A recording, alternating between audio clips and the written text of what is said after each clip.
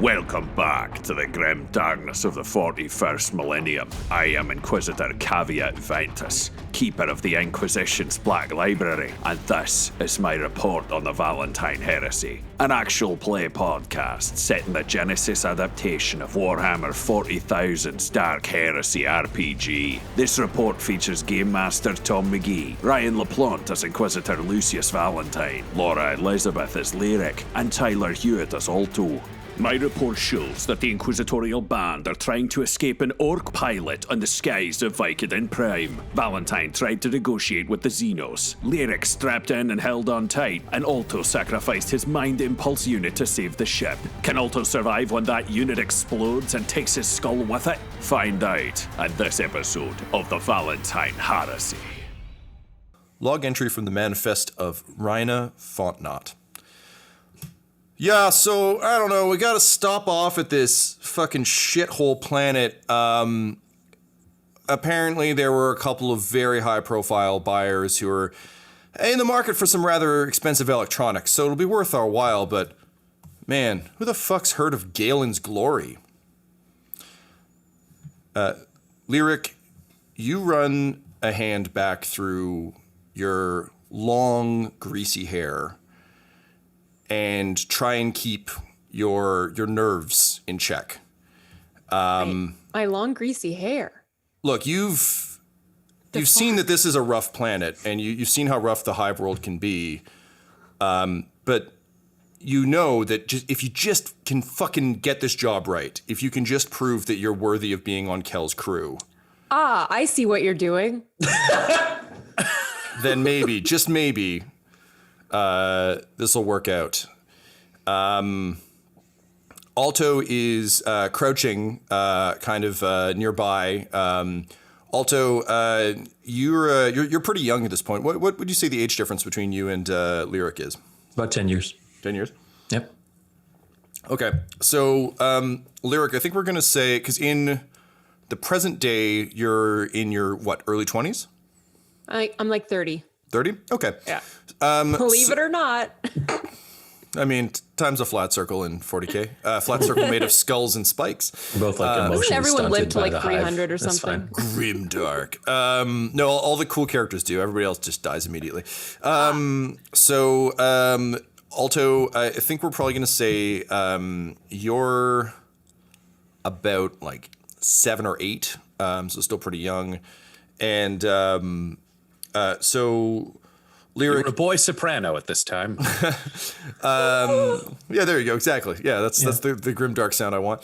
And Lyric, you've been helping Kel ever since Cora fucked off out of here.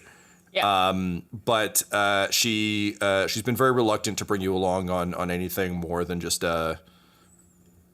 supply missions and that sort of thing. But lucky for you, this score in particular is a big one. And as a result, she needed some extra muscle.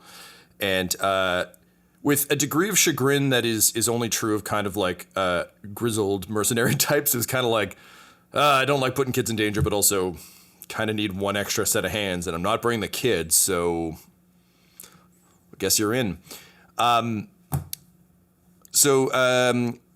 Yeah, Lyric, you know you can be more useful to Kel, and ultimately, she's I think probably the oldest person you know, and I think at this point she's like 32. But in hive world terms, that's like venerable. Like she's a regular Sir Ian McKellen at this point, just like managing to survive. And although you've been at loose ends a little bit since Cora's disappearance, you kind of look to her as a model of how you can maybe get by, and more importantly, how you might be able to keep Alto safe.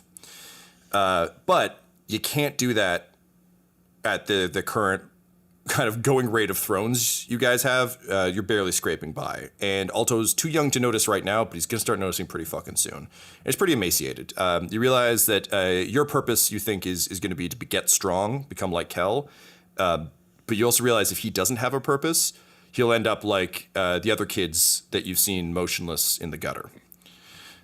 So this score lifting this shipment that's coming through is going to be big. Alto, you can tell that the things are changing. Lyric is seeming to carry herself differently, and she's talking a bit differently. It's a bit gruffer and a bit shorter than you're used to.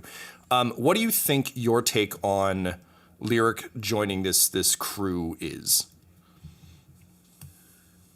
This is probably the most people Alto has seen all in one place for an extended period of time. Mm-hmm. Normally, it's crowds are encountered, or groups of people are encountered on your way to something. You don't stay with the crowd because that's where the danger is. A lot of the time, mm-hmm. people are mm-hmm. dangerous. So Alto, I think at this point, knows to a degree that Lyric is dangerous. And so I think it kind of makes sense. Like, Lyric is dangerous, crowds are dangerous. That must be why Lyric is with this group of people. That must be why we're going somewhere. Lyric, I think it would be safe to say that you've been in a bunch of fights with other kids your age over the past few years at this point. Yeah. But at this point, I think it's only been like severe beatings and running away. It's very much like urchin city rules. Mm-hmm. Alto, Lyric, do you think you would leave Alto behind to keep him safe? Or do you think it would be safer if he came along but stayed out of the action? At this point, I would need to know exactly where he is. I think times. it's so safe I think he would need to come along. Okay. Sorry. What you want to say? No. No. Just for your own benefit of kind of what you guys have at this point. I think you definitely have like a cool hidey hole. It's not a proper hovel, but it is a hidey hole. So there is a place he could theoretically stay. But as anyone who's actually hung out with a 7-year-old knows, saying, "Hey, stay here and don't leave," not really a guaranteed option. So he's going to come along. So you see Kel talking to the other two members of the crew, and we're in kind of a classic. Sort of like it was probably a burnt out small warehouse at some point that's in weirdly one of the better parts of the lower hive as hives go. So like the worst part of like the lower mid hive, but like the best part of the upper lower hive, right? As you do in the glory hole. So she's standing there talking to two guys. One of whom is sort of like a Michael Clark Duncan, just like a big guy. And he is he's got some minor augmentation. He's got a mechanical jaw. And he identifies himself as Endrick Tarkin. And he is the sort of the mech fixer for this job. Sort of a weird mix of a hacker and an engineer. Cool. The other man is a sort of an odd fellow. He sort of is constantly dabbing at the corners of his eyes and his nose with a what looks like an incredibly soft but also incredibly kind of well used and filthy handkerchief. And is kind of constantly like checking, almost seeming to check his pulse. Is very, very sensitive to this. His name is Tritopus Secundus. And Ryan, what do you look like? All right, so Tritopus Secundus is super thin, like almost emaciated to the point of looking vaguely like a chicken. Like there's just big nose, very scrawny neck. He's like bald. I don't even think he has eyebrows. Like there's no hair on this man anywhere. And his eyes always look like he might be about to cry, but he also might not. You can't really read him, but he seems pretty amped. Like maybe he's a little bit on drugs amped. Like he's just that guy who's always like tapping things. He's not really sure what's going on. You probably can't tell what he's good at looking at him, and it might be nothing. Okay. Fair enough. What was his name again? Tritopus Secundus. Tritopus. So, Ryan, the T-I-S-S? Trittipus Secundus. Okay.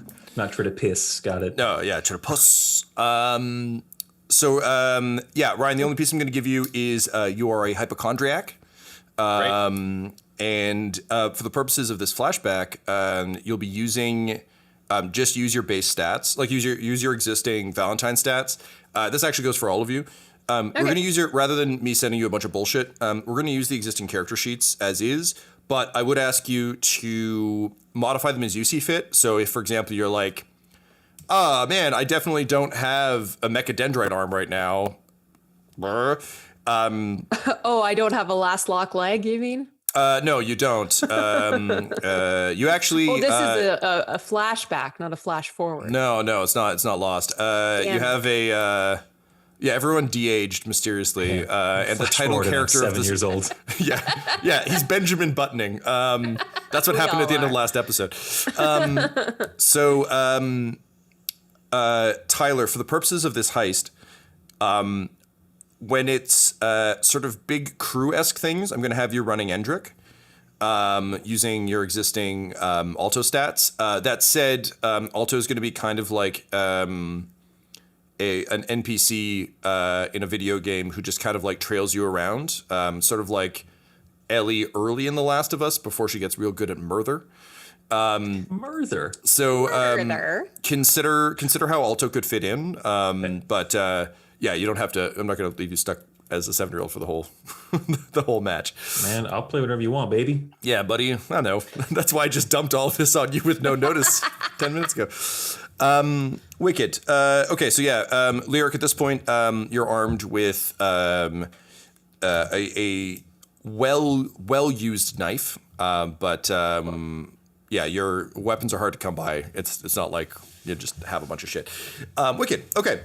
So, Lyric, you kind of rejoin the crew as Kel is going over the heist. So basically, also I guess it's probably worth noting. Now we may have mentioned this before, but you guys invented Kel. What does Kel look like? Well, it's a good question. What do we suppose Kel looks like, Laura? I always thought of her as being, it's on the tip of my tongue. Sorry, I lost the reference. I thought of her as being much like an older, weathered woman. Who's like, I guess, like scrawny and scrappy. Like she, you can look at her and you can tell like she has like kicked some ass, and it's just like she's like aged out of that part of her life, but like it still shows in the way she carries herself. Yeah, and I think you can definitely see that Lyric took some inspiration for her. I imagine she's like has shaved head, is very like has that kind of Are we talking like Linda Hamilton in Terminator 2? Or like Linda Hamilton in Dark Fate. Like Linda. Where it's like, we remember like ass kicking then, she's still kicking ass now, but is clearly older and wearing it. My like headcanon was like Linda Hamilton, Dark Fate. Like she was older, but it can be whatever. Yeah. Or like Jamie Lee as long as it's Curtis Linda Hamilton. just a very old 32. Yeah. Well, let's bump her up then. Let's put her at 45, but like high 45. Yeah. I always imagined she would be much older than you guys, so that makes sense. High 45 sounds like a stupid retirement campaign. High 45, just It's a really popular band in the early 2000s. just inherit money. 45, just die early. Shit. Cool. So that's awesome. That's a good baseline. So Kel kind of like shoves aside her sort of trademark whip and sort of gestures to a series of manifest documents. Everything in all the paper I've seen in 40K is usually scrolls. So you best believe these fuckers are scrolls with broken seals on them. damn. But it's a shipping manifest for a ship called the Maladrot. Maladrot. Shipping manifest for the Maladrot. So it lists a number of high value electronics that, admittedly, Lyric, you have never heard of. But Endrick, it definitely, like, just kind of running the fast math on it. If you can even steal part of this, this is a good haul. Particularly because, as we've talked about, technology in Hive Worlds is so, like, shitty, and particularly in Galen's Glory, is so degraded over time that having a new shipment of anything show up is pretty fucking rare and pretty exciting. What fancy asshole just moved up top?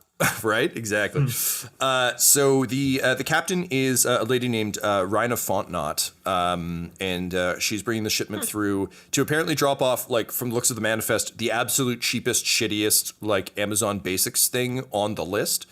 But clearly not thinking this through, she brought the rest of her cargo as well because she's en route to greener pastures. So the plan is to basically ambush the ship as it lands.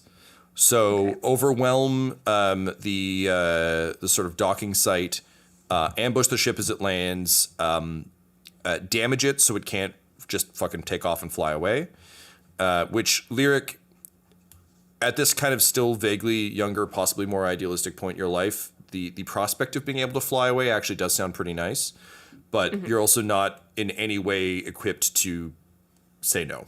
But Kel is very firm that like the engines go, the struts go. If we have to, blow the stabilizers, just wreck this thing until it's just a big pile of expensive slag. But the goal is to ambush the ship, disable it, get in, and just fucking grab as much as you can. It's a smash and grab on a grand scale, and get out.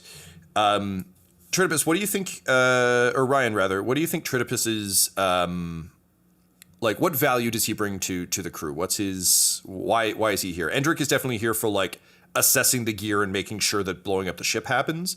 What's Tritopus's deal? I think Tritopus is lucky, but almost like Domino in Deadpool 2 lucky. Like, stuff just seems to go right for Tritopus. By all rights, he's not a good fighter. He doesn't have good stuff. He's afraid of everything, and he's constantly thinks he's going to get sick. But somehow, of everyone in the Underhive, he's the only person who's never been shot. He's never been stabbed. He's never been injured. So people bring him to just be like, you're a guy who's going to carry things. And he only shows up when he's so broke he has to work. Sounds like a Red Hood situation. Just like, we're putting the Red Hood on this guy. He's coming on the mission. Yeah, congratulations. Oh, I'm sorry. You're a comedian. Doesn't matter. Wear this. What could go wrong? Yeah. This is just me testing out kind of like the knowledge I've accumulated of like 40K stuff. Would you say it's like psyker stuff, like latent psyker ability? I feel like he's one of those people who'd probably get rounded up if they were looking for a psyker. I don't like the joy of it is we don't have to know, but he might be if I was going to be the paranoid Inquisitor I play later in the game, he'd probably think he might be a telekine who doesn't know it. So he doesn't have any abilities to move stuff consciously, but he occasionally just deflects things coming at him in a way that his brain just thinks is like random occurrence. It's just Fortune from Sons of Liberty, not knowing that it was Nano. But to our point about orcs, similar to how the orcs use psyker powers to like make things work that shouldn't work, just sometimes things work around him.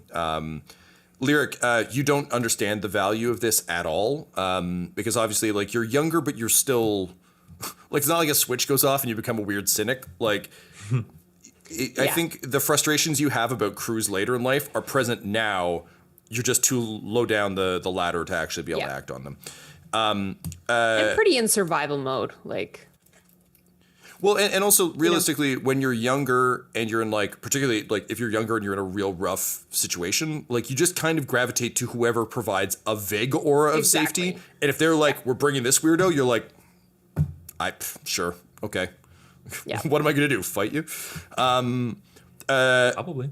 Ryan, what title do you think Tritopus insists on in a vaguely Dwight Schrute way when he's on these jobs?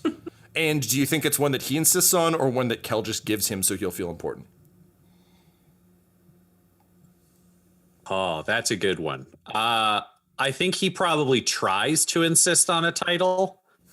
Like, I feel like he probably would want to be a doctor because he'd figure that he's not sick yet only because he's a doctor. So he would just his surgical majesty is probably what he would call himself in his own apartment. I feel like they just might call him Dr. T or Doc T because his name is obnoxiously hard to say.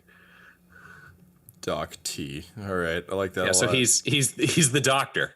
To quote The Mask, the doctor is about to operate. Amazing.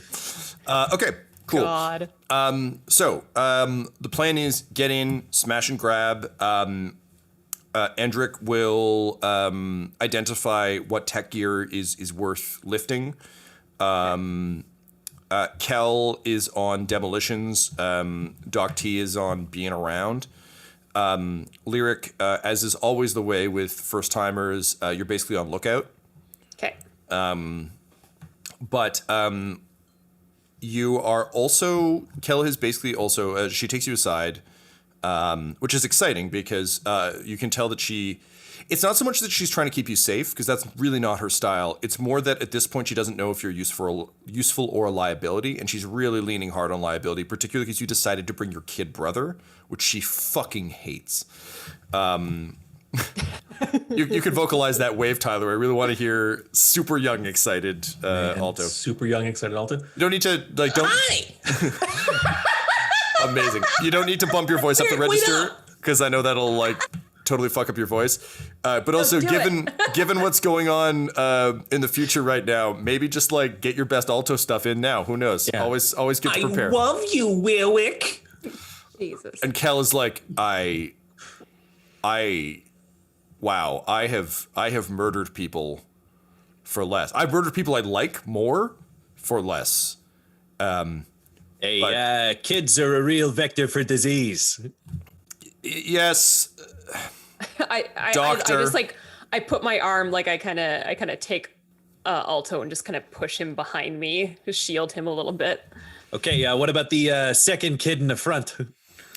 No, that one's coming with us. Hey, Doc T, I thought I saw some pretty dirty boxes over there. I mean, they might be releasing all sorts of allergens into the air. You want to check those out?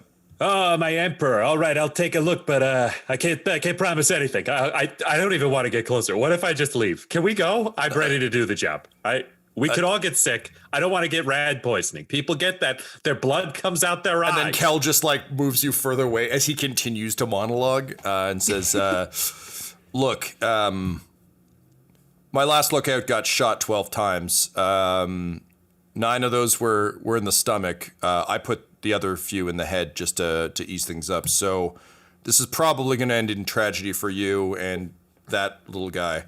I just want to be very clear about that. Do you still want to go? Yeah, but Alto, you need to hide.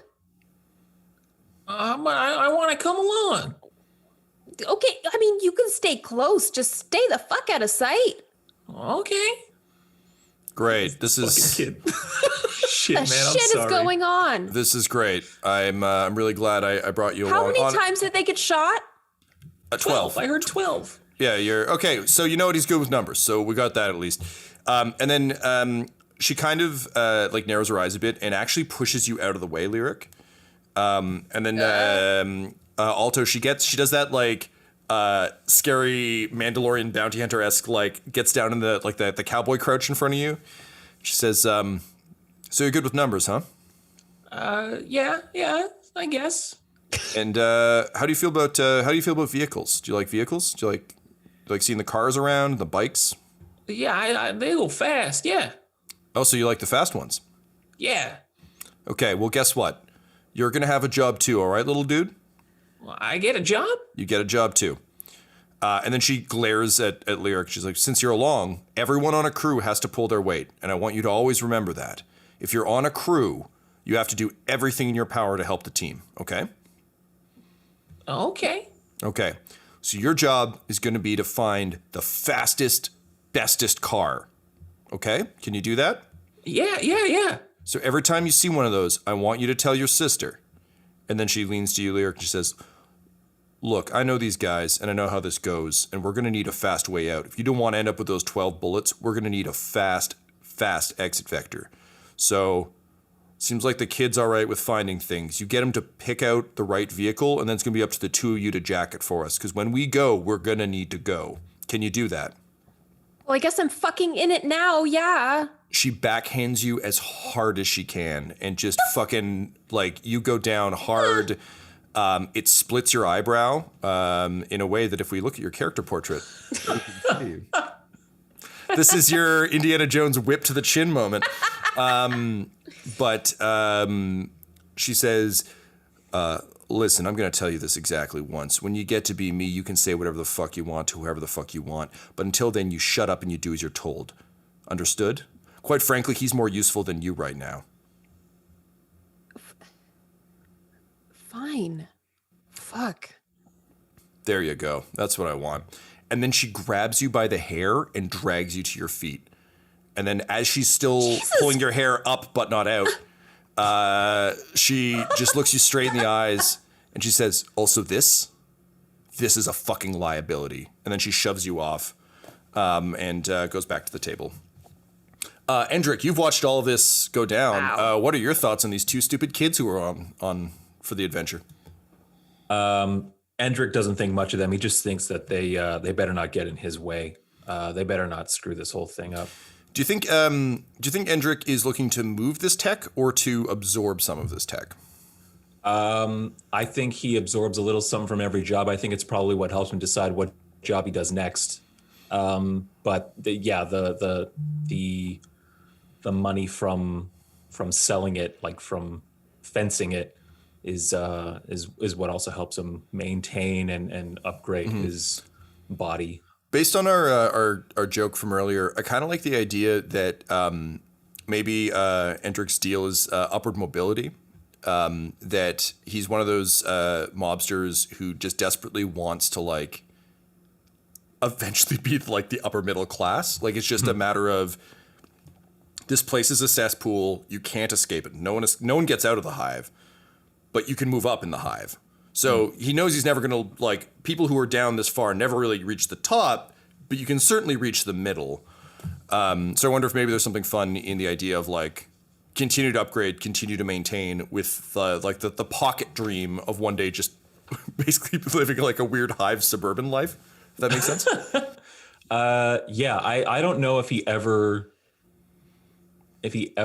thinks about the plateau. I think it's like for as long as he's alive, it's striving. Oh, okay. Amazing. More. Great. Never okay. satisfied. Yeah. Love that. Okay, fantastic. So with the plan set, you all have a few minutes to make your preparations.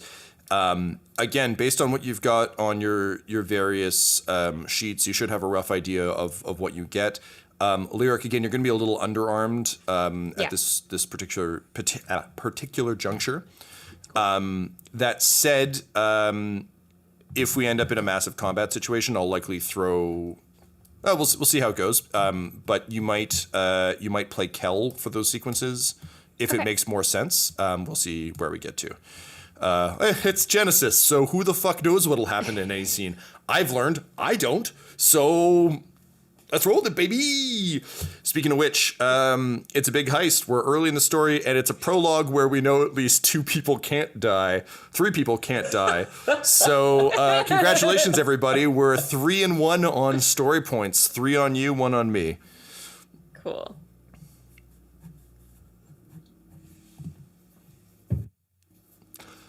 Excellent.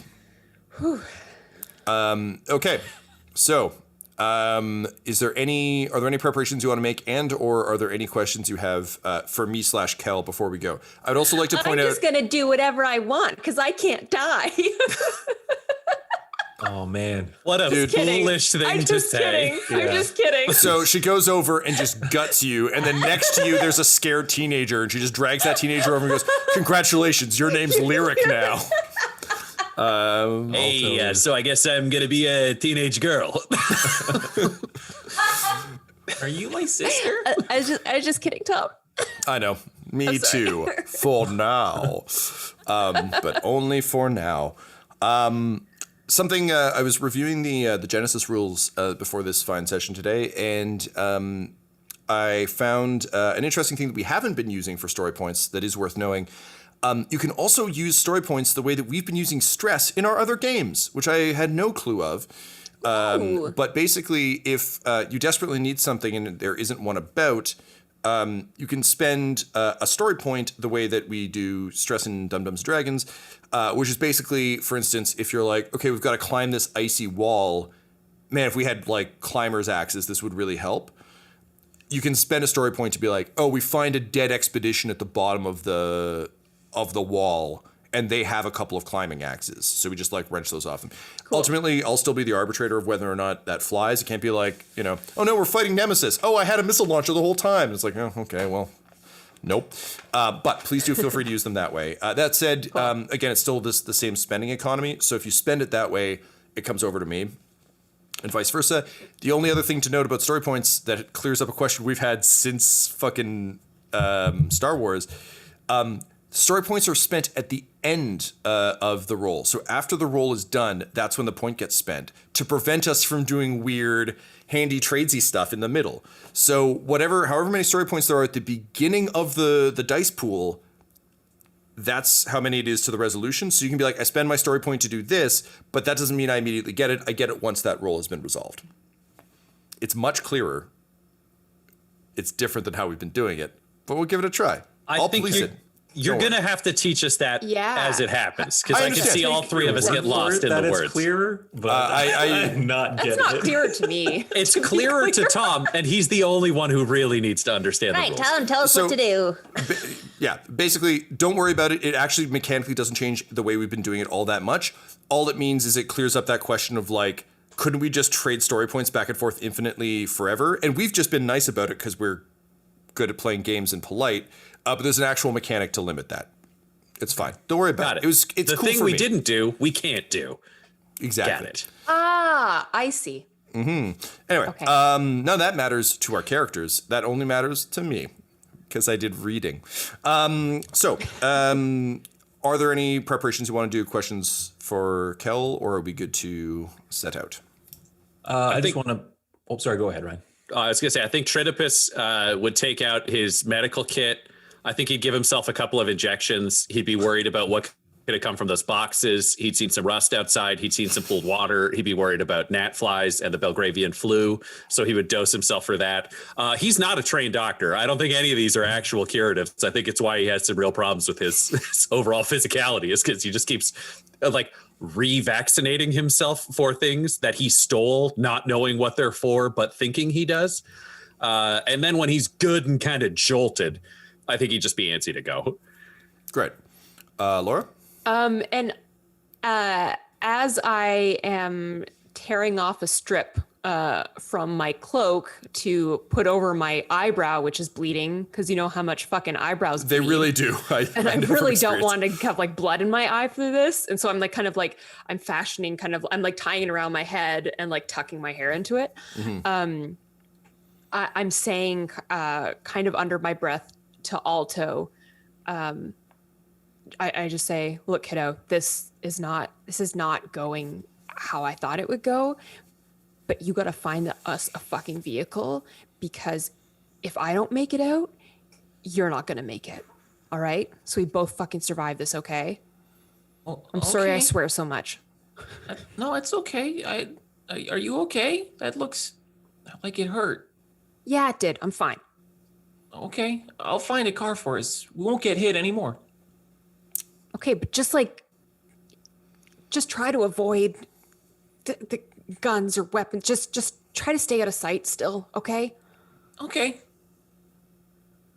For Endrick, Tom, Am I correct in understanding that he's got most of the equipment that I've got on my grown-up Alto character sheet? Yes, except rather than having a mechadendrite arm, we're just going to treat that as like probably, I think, one big mechanical arm. Cool. But also just an array of tools. I think. What do you think he's wearing costume-wise? Like, I'm thinking of him more like less as a cyborg and more as just like essentially an incredibly well-equipped mechanic. So, what do you think his loadout looks like? I like that. I like a mechanic. I think then it's a one of those, like, what are they called, boiler suits or whatever, where it's just you step into it and you zip it up, and then you've got like the sleeves as well. Like it's just like a one jumper thing. And so I think it's that, but the sleeve is off on the robot arm just because he wants to show that shit off. Sure. Yeah. Great. And I think very much in the same way that we describe Alto and a lot of other characters from the Hive, like it's a self-built arm. I think maybe because he's been, like, I like your idea that he's been slowly siphoning off like pieces of gear. I think rough in places, but also incredibly nice in places. Like there are some legitimately well built and crafted, like maybe like a gauntlet or something on the forearm. Yeah. That's like really fucking fancy. That he got off a job. Yeah, we'll give you the Deus Ex Mankind Divided like reversible finger grip things. Okay. So he's got like fingers that can bend at weird angles and robot it up. Great. And Tritopus, what are you wearing? What's your loadout look like? Keeping in mind your Valentyne gear. Obviously, he doesn't have a chainsword because that'd be insane. No, I think Tritopus is dressed like a 17th century dandy. Like, I feel like it's a lot of like not entirely clean, but like a purple verging on pink crushed velvet outfit with like a cravat and like the weird Shakespearean collar. Yes. And the like Austin Powers ruffles at his wrists. Slightly fancier Austin Powers. Yes. Yeah, so he stands out everywhere. Like there is not a place he can blend in between his like weird turkey person body and this outfit. And then what he actually carries is just he's got a backpack on which he despises, and it's empty just for carrying whatever he's supposed to for the job. Like you look at the backpack and go Kel, and you look at everything else and go crazy person. And he also has like a big leather bag, like one of those old doctoring carrying cases, and inside it are his doctor gear and his last pistol. And I think what I'll say is he's got his last pistol just tends to be way more effective than a last pistol should, again, in the luck world. So we'll use his existing weapon stuff, but it's all just based on him being weirdly fortunate. Yeah, it's like a Derringer last pistol that somehow always hits kill shots. Yeah. Great. And like Love he it. doesn't wear armor, but somehow stuff misses him as though he did, or is it like that kind of thing? Yeah. Cool. And then I think Kel is just in sort of classic tactical gear, but not bought from a military store, rather scavenged from a variety of places. So it's almost more of a militia outfit, like, you know, the lots of, you know, Rob Liefeld pockets and shit. She carries the whip on her hip, as well as a rifle. Might have the same stats as Kel's. I don't know. Don't worry about it. Or as Lyrics. Don't worry about it. Okay. But I think her combo. I think she tends to roll the Indiana Jones combo. So she's got like a bolt pistol and whip, and she tends to use those in combination rather than long range stuff. Great. So with the crew ready to go, you make your way towards, we'll say it's the south. It's one of there are multiple landing pads kind of throughout. This one is a ramshackle one. I'm thinking very much like Mos Eisley, where everything feels like it's nailed together. But a landing pad that was constructed as part of the Hive, not as part of the Galen's Glory complex. So the ship will be arriving soon. You make your way through the Hive, brushing past kind of just the crush of humanity around you. Alto, this is probably the furthest you've ever been from home. What do you think the experience of moving through these crowds is like? I think again he is somewhat accustomed to moving through crowds, but it's always to and from these temporary havens and points of safety and things like that, wherever kind of Lyric is taking him.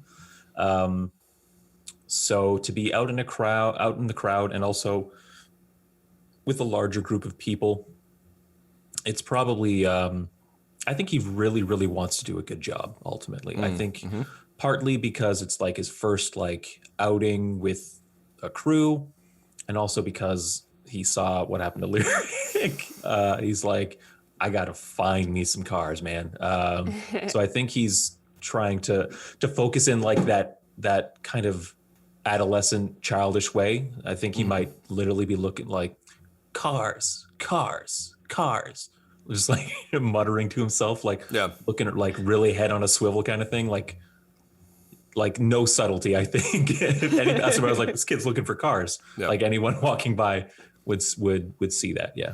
My friend's got a baby who is a toddler now, I guess, but he loves buses. And so in Toronto, there's buses everywhere. So it's amazing because, literally anywhere in a building, if there's a bus nearby, it's just like, bus! And you're like, yeah, man, every 10 minutes, if you're lucky. Allegedly. Great. So, Tyler, can you roll me we're going to go with a driving check, please. Driving using Alto's existing stats for that? Yep. Okay. In this case, being more of an aspirational ability than an existing one. We're gonna say difficulty 3 only because fast vehicles in this part of the hive are not really a thing. Also, when I say cars, like halfway between a buggy and a car. I mean, 40K vehicles are so fucking strange. Just imagine very large wheels. There's probably spikes. I don't know. Maybe it's got a roll cage on it for some reason. But obviously not a militarized planet, so they are, they're not military vehicles. But so we'll say difficulty 3. I'm going to give you 1 point of boost for the concern you mentioned about just being so worried about what happened to Lyric. I think that would actually be a pretty good motivator. And I'll give you another boost for the fact that Kel likely wouldn't be rushing all of you through the crowd knowing that you would be doing this. So it's not like a kid being like, oh, I just want to look at the cars. And she's like, God damn it, move faster. It's kind of like, this is part of the job. And I would say you'll also be slightly distracted because Tritopus, the moment you got into a crowd, put on an old-timey plague doctor mask, like one of those bird ones. Beak. Yeah, and he's got 2 gloves on with like giant aerosol sprays attached to them, and he's just spraying any stranger who gets too close so they won't give him diseases. That's pretty amazing. Do you have potpourri in the beak? I assume so, yeah. Yeah, but it's like 40K potpourri, so it's just like a fistful of pepper and cloves. Like, it's not a pleasant smell. Yeah, it's full. It's the bones of his mother inside the beak. Wow. Yeah, as you do. It's my favorite Febreze spray. Yeah. Hey, she never got sick. All right, so let's 1 setback dice for the fucking distracting ass plague doctor. Yeah. And oh shit, I had one more for. I'm also going to give you an assist from Endrick because I think there's something kind of charming.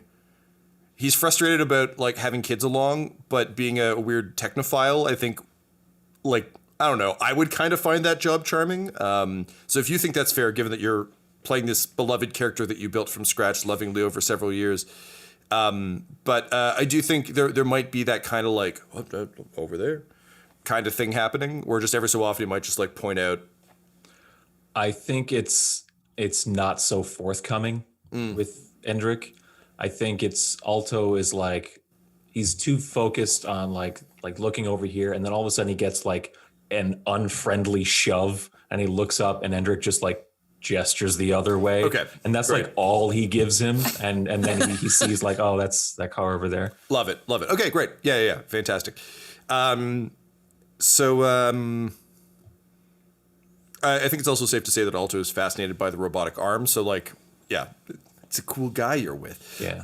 Okay, fantastic. So then, take 1 more boost for that, and I think that's it on my end.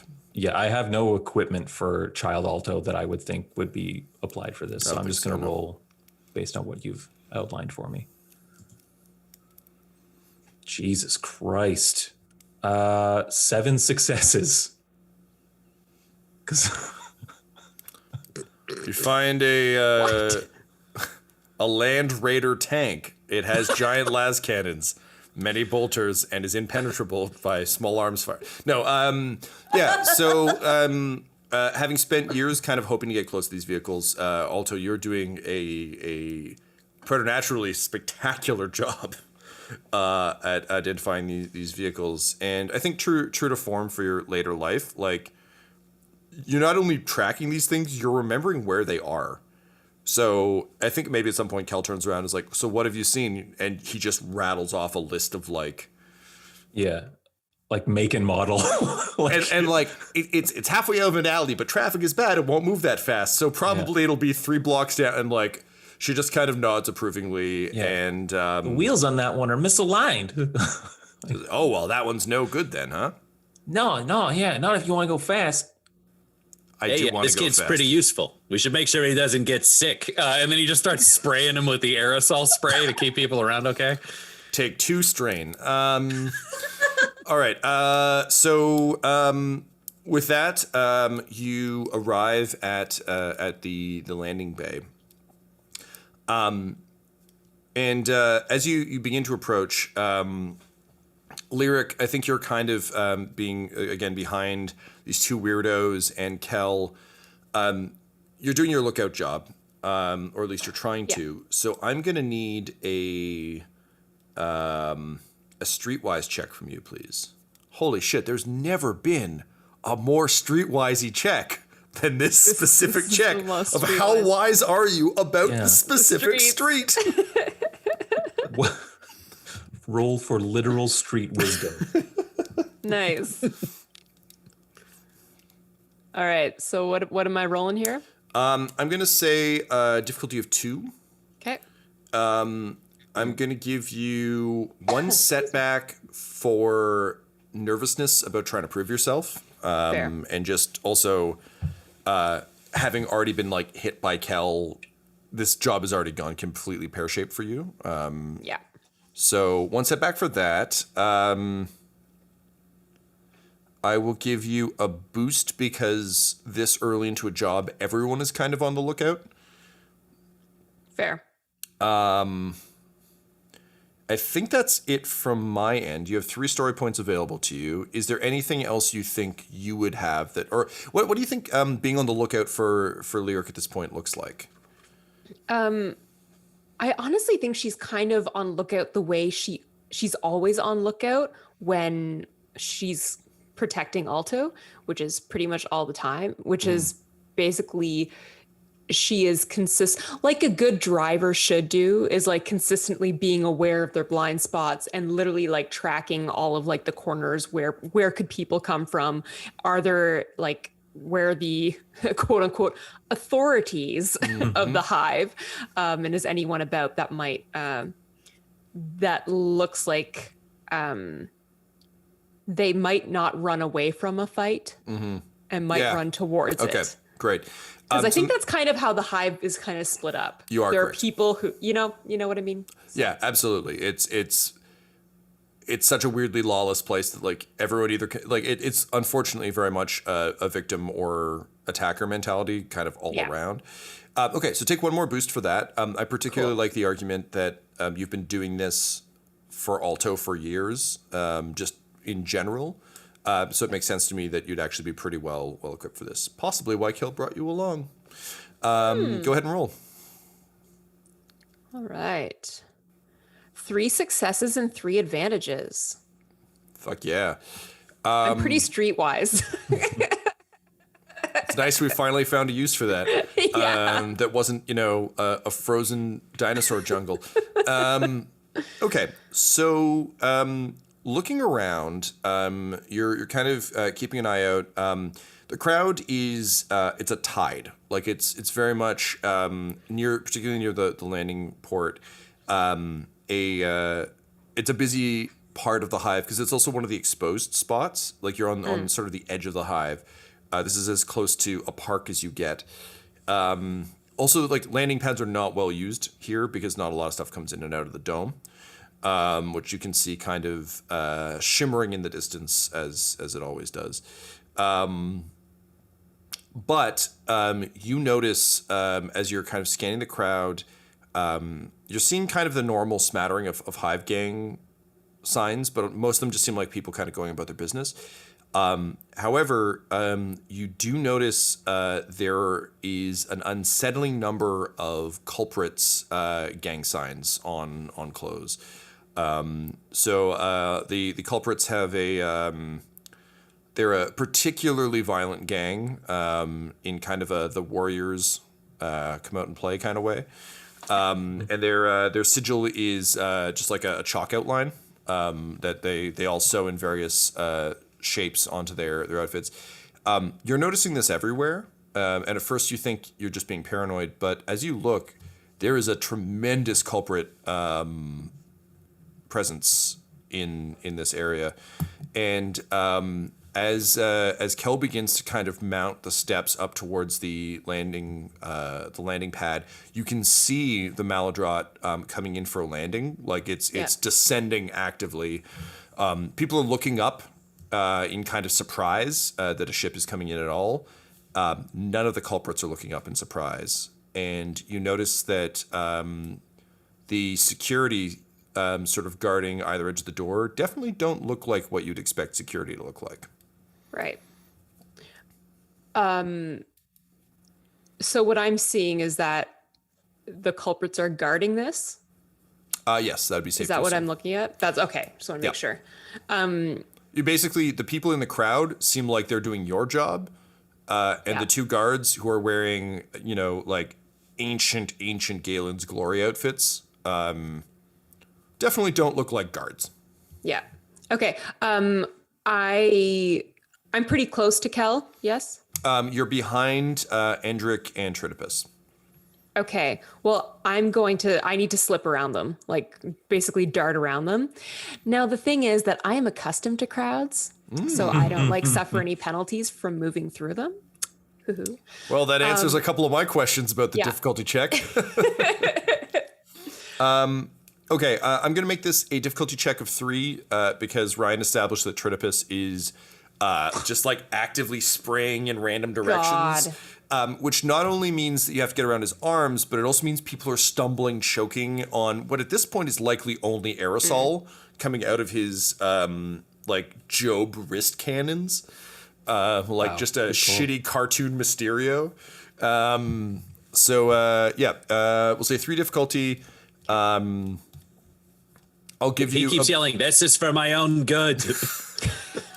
Someone's gonna pound the crap out of him. Good. We gotta get out of here. I'm gonna give you 1 boost. I think in general, if it's a check that might save Alto's life down here, you're gonna get a boost because Good, because I was gonna fight for that if you didn't give me it. No, man, you can just have that. Thank you. Yeah, I think that's it from my end. No, sorry. I'm gonna give you 1 setback from the difficulty in realizing there are a bunch of lookouts in the crowd. You need to somehow do this in a way that won't immediately alert everyone around you that something's up. Right. Okay. And what kind of a check is it? Sorry, that would be useful. We're going to say this is you could either take a cool or a coordination. Coordination would be literally like, I'm going to barrel my way through. I think this is a coordination. Cool would be Han Solo just kind of casually slipping up next to someone. Lyric's not that cool. Yeah, I've only ever known gangly teenagers to be super cool. Yeah. Really. Yeah, stumble away, Pepper Ann, stumble away. Okay. With your pirate-like bandana covering your bloody forehead wound. Admittedly, that's a Very Hive. Just regular shoes in the hive. Yeah. Very Hive, much Blends right Warhammer. in. Just a baseball hat. She's one of us. Yeah, they're like, wait a minute, that guy's head isn't bleeding. Fix it. Okay, I'm just gonna roll this. Do it. 3 successes and 1 threat.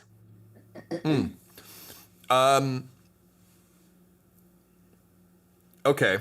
All right. Great. So you managed to slip up next to Kel. What do you say to her? She's like, what? Get back there. Keep an eye out. She Lyric has a moment of like, I'm doing my job. Like, push me away.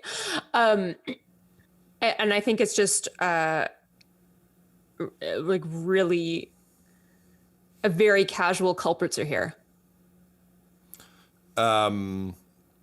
She nods almost imperceptibly. And you can almost hear her grit her teeth as she quickly like looks at Tritopus and Endrick. And you can kind of like you've done the math too. She didn't bring fighters. These are like a guy who's really good with tech and like a good luck charm. She didn't staff up for this. So with almost a sigh, she says, okay. Well, I was hoping it wouldn't come to this, but new plan, kid. And she shoves the whip and the rifle into your hands and just says, go make a scene. And then she taps Endrick and Tritopus, and the 3 of them bolt inside the room.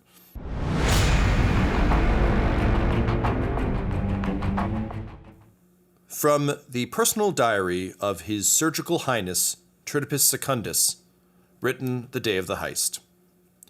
Ryan, what do you think Tritopus thought today would look like? Yeah, so I'm going to go pick up some stuff, and then I'll have enough to get some more vaccines. That way I'll die like my mother did of old age, not disease. Incidentally, that was similar to most entries in the journal of His Surgical Highness, found amongst his belongings after his death. Lyric, you feel Kel, Tritopus, and Endrick turn and book it towards the building. You notice Endrick slips something to Alto, but you don't really have much of a chance to see what it is. Alto practically falls over as this thing is pushed into his chest, but he seems fine. Looking back, you can see the crowd. It's that classic thing where, like, in like the Matrix agent thing, where like everyone is kind of doing their own thing, but suddenly all the culprits start to turn towards the landing bay. You have pretty much a split second to create a distraction of some sort. Kel has handed you a rifle. You've never fired a rifle before. No. You are, I think, aware of how they work from all the people you've seen get shot, just kind of in the street. But it's an unfamiliar weapon.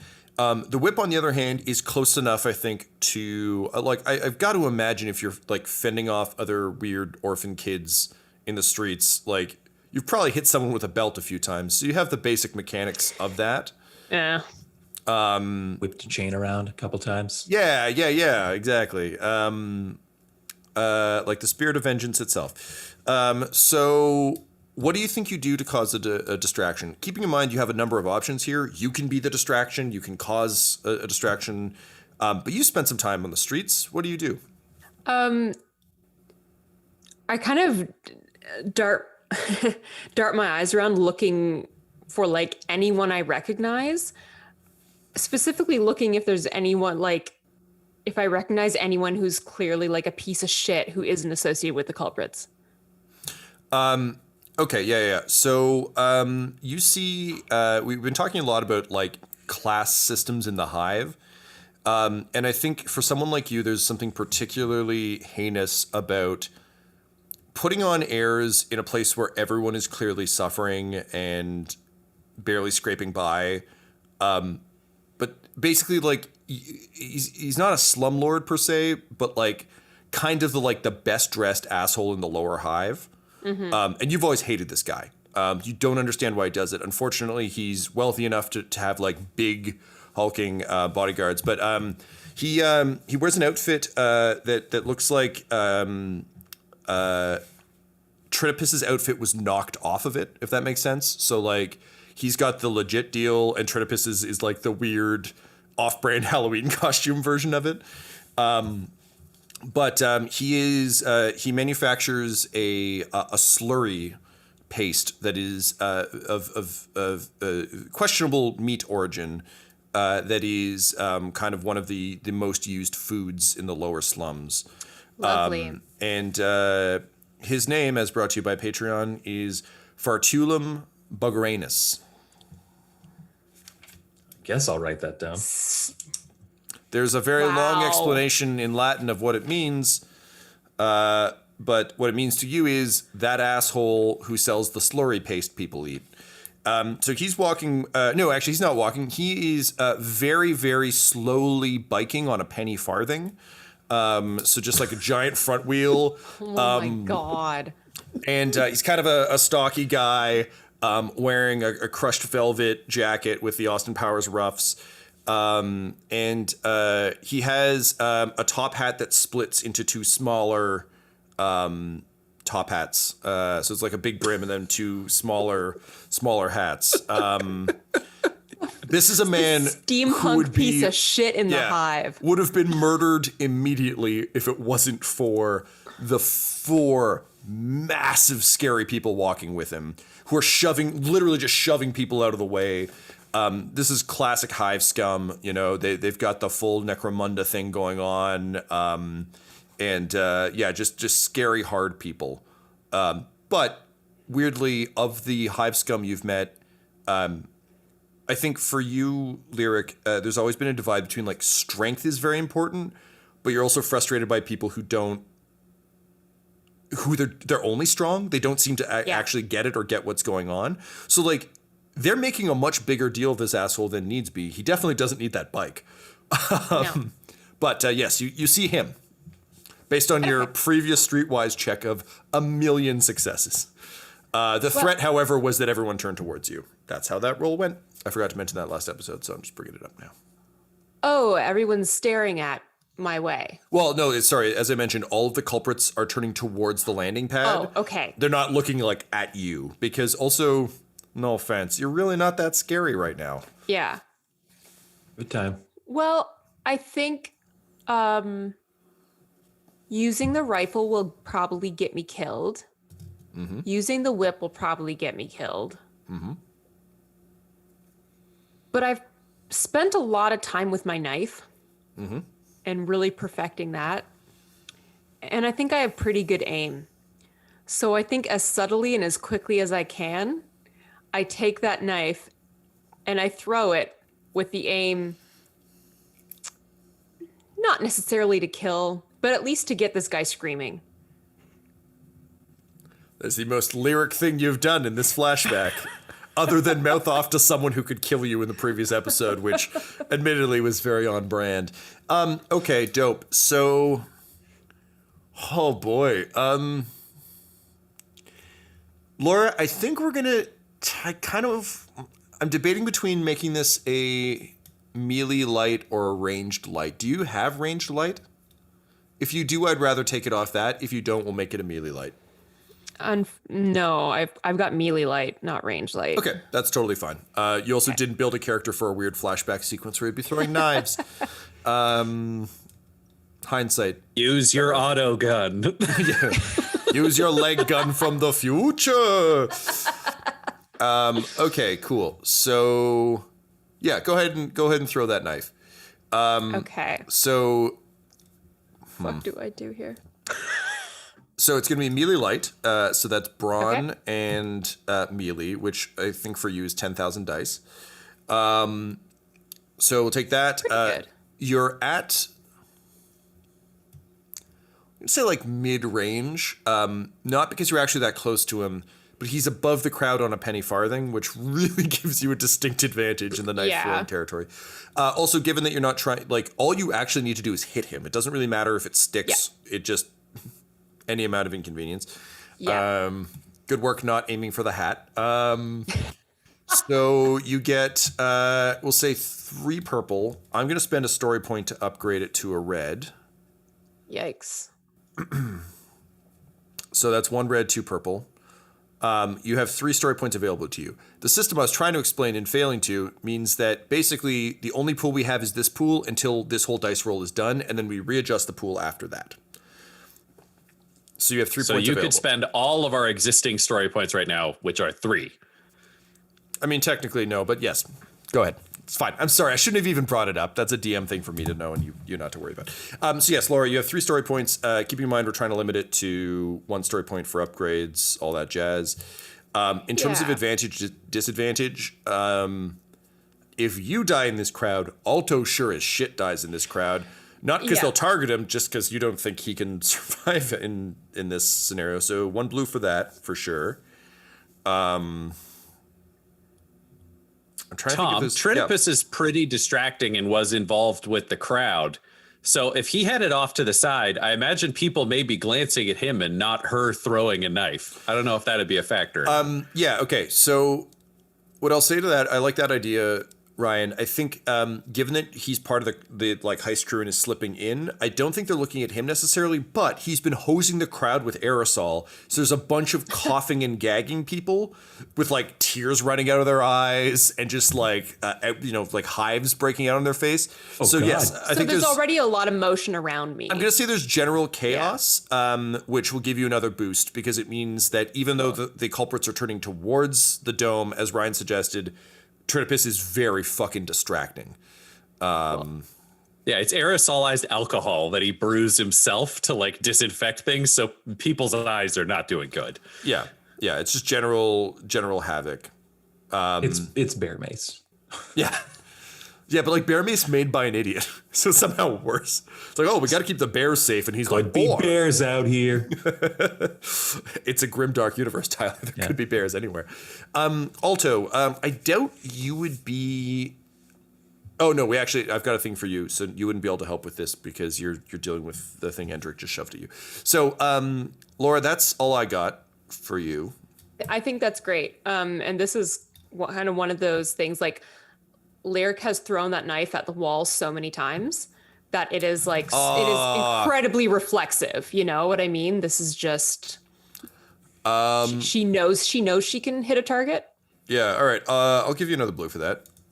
This isn't her first knife rodeo. Well, yeah, literally though, like I'm just imagining like the Great Escape ball thing where it's just like you're just tossing the ball at the wall constantly. Yeah. And then it's like, oh, I just need to do this for real now. That's fine. Yeah. All right. So I'm going to roll. Cool.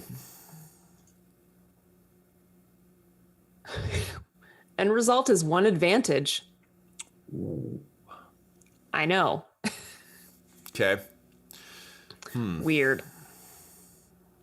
Laura, I'll let you succeed at cost, or you can take the advantage. The advantage will mean that what you want, something will happen, but it won't be necessarily what you want. Succeed at a cost is you will hit him, but there will be a cost.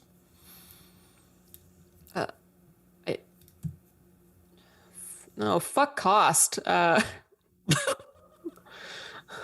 don't like cost. In the last always few ends up episodes would make you poorly. say that. Admittedly, succeeding at a cost is different when you've thrown an object out of your hand rather than when you're plugged into a thing. With your brain.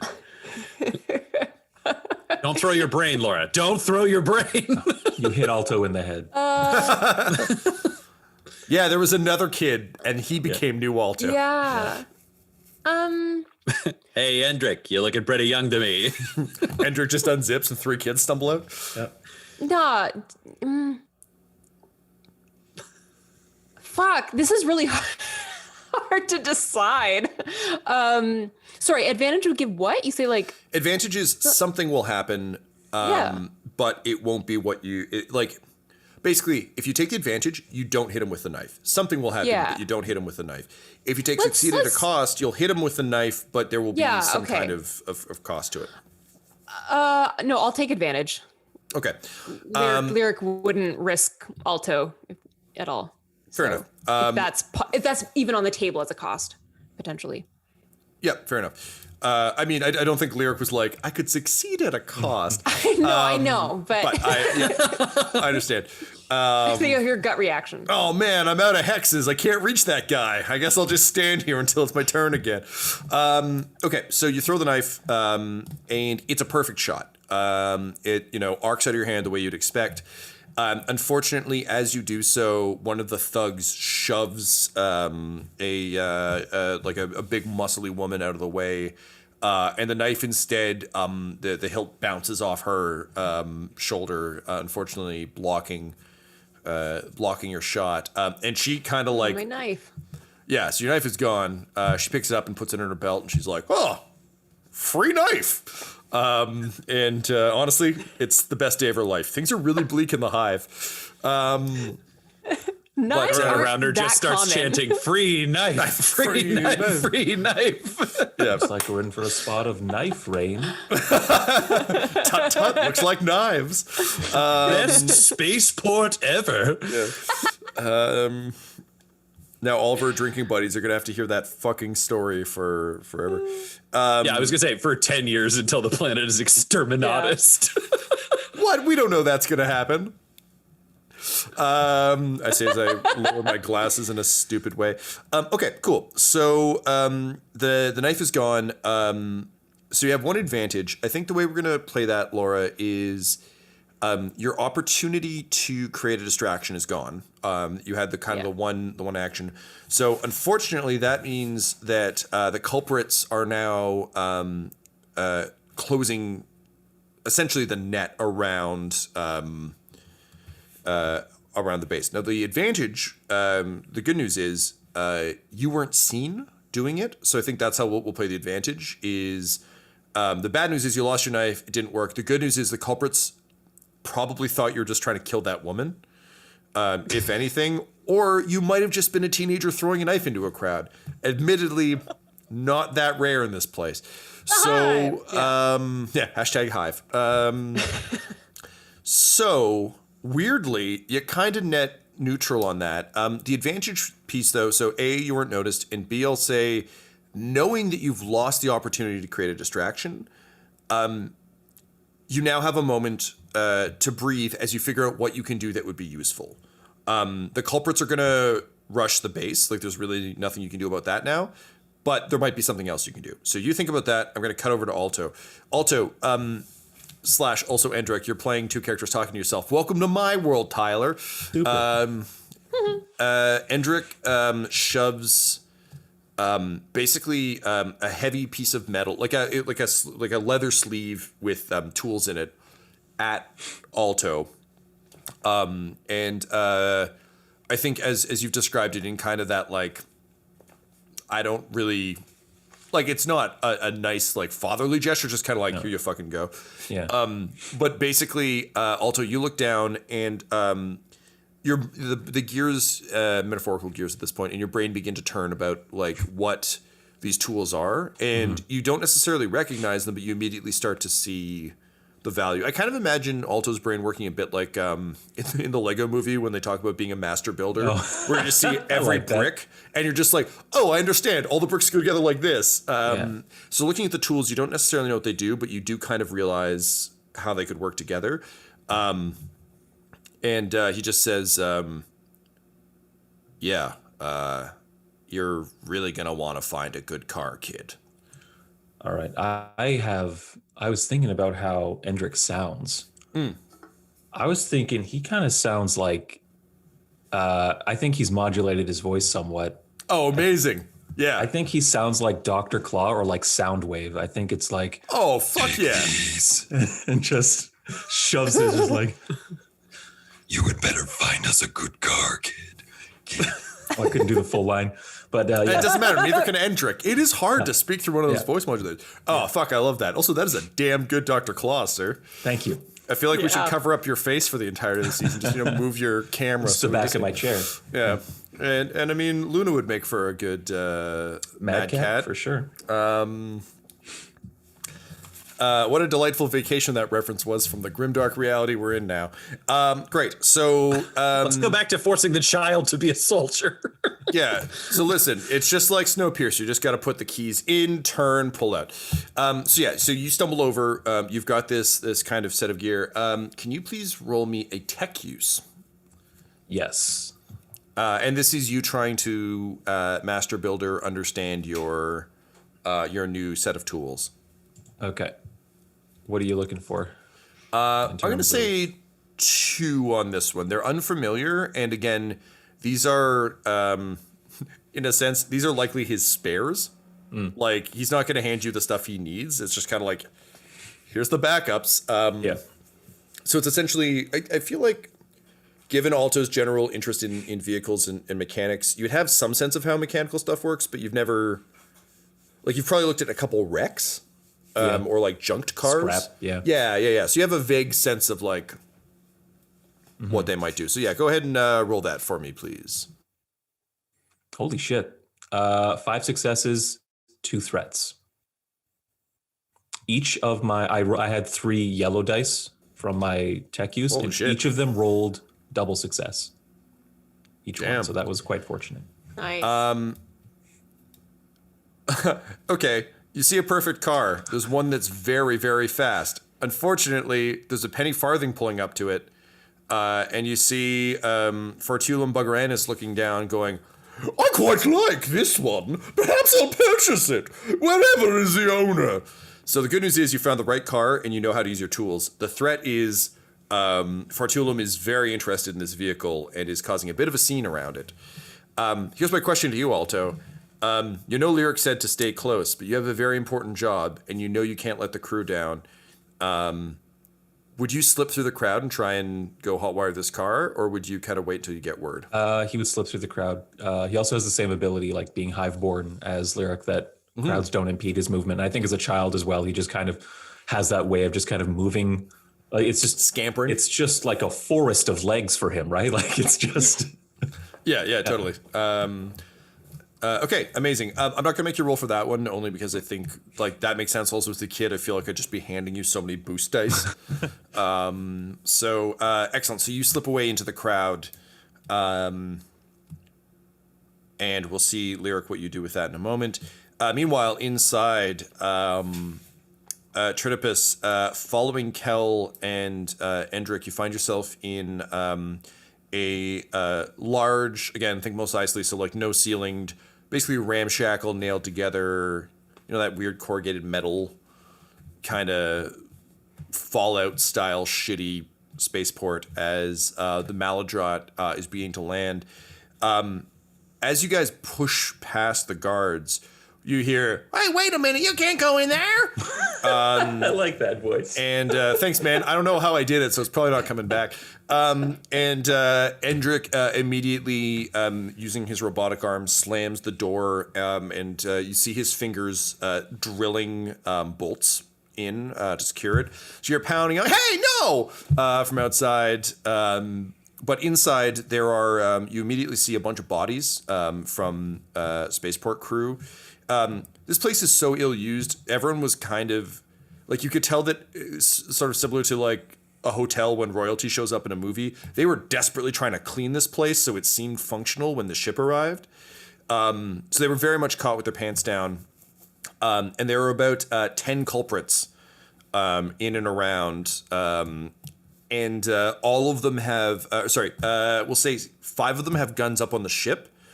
The other 5 heard the commotion and are starting to turn. You see Kel immediately kind of like whip out her pistol and dive behind cover. Endrick is still like drilling the door shut. What do you do? I think he'd go into cover as well. But he would believe that Kel would keep him the most safe. So he would actually cross to where Kel is and go into exactly the same cover. Okay, amazing. I know you played Last of Us 1, right? Yes. So there's this amazing mechanic where they just decided no one can see Ellie because she does that all the time, and it's so fucking frustrating as a player. She's like, "No, I'm stealthing." And she's like, "I'm coming. Stay there, Joel." So it's very much, I feel like it's that, where it's just you running and Kel being like, "No. So as you're running, a bunch of them open fire kind of at you. The good news is, weirdly, by being such a big fucking distracting, stupid thing running by, they aren't shooting Endrick, who is the guy who's standing blatantly out of cover. So Tyler, you're fine for a minute. Tritibus, you, I'm kind of imagining, based on the way you're talking, it's almost like, what am I even thinking of? Like, I'm imagining like a weird like stick robot running, where it's just kind of like you got the Mr. Burns arms up, and it's more of like it's very Snidely Whiplash. I feel like a lot of his movement in that Hanna-Barbera way. Yeah, great. So it's a very awkward run over, but you make it to cover as the bullets begin to fly. Meanwhile, the slugs are hitting the boxes and just blowing chunks of them off, mostly around Kel. For some reason, they aren't hitting the boxes near you, but like Kel is being rained down on with materials. Oh no, that's gonna make you sick. And then he just like uses his mist gauntlets on the boxes around her so she doesn't get sick. And as you're leaning over her doing that, suddenly the bullets are missing, and she's like, "Yeah, listen, I saw someone sneeze on all these boxes. You gotta stay right there and just keep disinfecting, okay?" Oh no, I don't want to get sick. Yeah, no, I gotta die like my mom. Oh, and it's mask-proof sneezes. They go through masks, so you really got to disinfect it. What I would say, Tom, is he pulls out his last pistol and he starts shooting the boxes, but his aim is so bad he ends up shooting at the culprits. I was gonna say, also with your luck, you like shoot the box and it like ricochets off. Yeah, okay, amazing. So go ahead and roll. Jesus Christ, roll to attack the culprits by accident, I suppose. And Laura, if you could please roll on Kel's behalf. This will be a a ranged heavy. Okay. Both of you are rolling on 3 purple. Okay. Laura, for Kel, 1 setback for the. Well, actually, no, the box stopped exploding. So no setback for that. Hey. I'll say you actually get a boost dice for being under the luck umbrella. And Ryan, I'm going to give you 1 boost because I told you that it was mask-proof sneezing. So you're really concerned about destroying these germs. So I feel like you would be extra, like, having just played a bunch of VR shooting games where I occasionally panic and just like fan the trigger. It's just very much like a Tyler, as Endrick, can you please go ahead and roll me a tech use for drilling the door shut? Okay. This is going to be a difficulty of 1. It's actually pretty low because, again, like you've got the robot arm. I'll just give you, based on your normal mechadendrite arm, 1 boost. I'm going to give you 1 setback. Oh, no, actually, no, because he distracted them, so they're not shooting at you. So that's Tom, all. I'm going to use a story point for Tritipus because he's terrified that the sneezes will taint his mother's bones, so he'll have to throw them away. Oh, yeah, that's legit. Yeah, fair enough. All right. Wow. Very cool. So there are 3 remaining story points on this set of rolls. If anybody wants more, I have 0 right now because that's how the new economy works. I can't fuck you right now. I literally can't do it. I made my roll, Tom, and I have 1 success, 2 advantage, and a triumph. Jesus. Wow. Laura, if you could roll for Kel, please. Yeah, I rolled 1 success and 1 advantage. Oh, okay. We're doing pretty good. Wow, And, Ryan. Tyler, how'd you do? 4 successes, 1 advantage, 1 triumph. Guys, all I'm saying is maybe we change the name to the Dark Heresy. Fuck those other characters. These guys are amazing at everything. I've never been more sure Alto will die when we go back to the present than I am after those 3 rolls. Yeah, just keep burning that luck, baby. Yeah. Shit, man. All right. Fuck, that's wild. Okay, amazing. So all this kind of happens in a beautiful ballet of destruction kind of way, where Kel, and again, like full Sarah Connor, just like does that thing where you kind of like take a breath before being like, okay, I'm just gonna pop out into danger and shoot whoever I can. And as she comes out to open fire, she's tracking. Like, it's literally one of those things where, like, if we're talking Red Dead terms, she's in, like, dead eye. She's got her gun ready to go, but then suddenly, like, las pistol blasts hit her targets. And, like, she's ready to shoot all of them, but by the time she pulls the trigger, they're already burning. So she shoots 3 corpses on their way down as fucking Tritopus Secundus, his surgical highness, drops 3 culprits. Ryan, you said you had 2 success and a triumph? 1 success, 2 advantage, and a triumph. Okay, so 2 for the triumph, 1 for the success, and then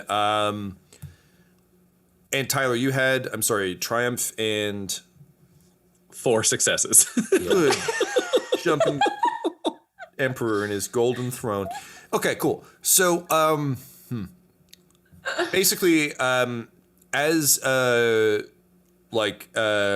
starts like dropping people with his like scattered las pistol fire and gaining advantage, the advantage buys Kel time to kind of see the ship descending, being shot at by these culprits, and she notices that they're actually kind of doing part of the wrecking crew job that you'd planned to do. So she yells like, "Endrick, now!" So Tyler, with your stupid amount of success and triumph, you have a moment to try and disable the craft in a way that you have the advantage of the combined fire of 5 of the culprits. The craft is starting to like tilt and kind of do that like classic like one stabilizers out thing where it's just kind of starting to spin. The danger you have is there's still a bunch of people shooting at it. However, it's in vaguely critical condition. So you have a chance to act. You can either try and disable it more. You can try and come up with a way to disable them. But basically, the combined actions have bought you another free turn. What do you do? So when Kel says now, that's in regards to disabling the ship? Just in terms of like, this is our moment. Like, Okay. I think in her mind, it is very much the ship is the ship is almost disabled. Now, you can also see that because of the combined fire, it's starting to trying to take back off. It's different from like, because your plan was basically it lands and then you disable it. Now it's like It's landing. So I think for her, it's very much blow it up now, but you're actually the expert in this. So what do you think your take on this would be? So I'm imagining like an industrial spaceport. Yep. So I would imagine there's some mechanism in place to cradle or brace these larger ships for when they've rested and landed in place.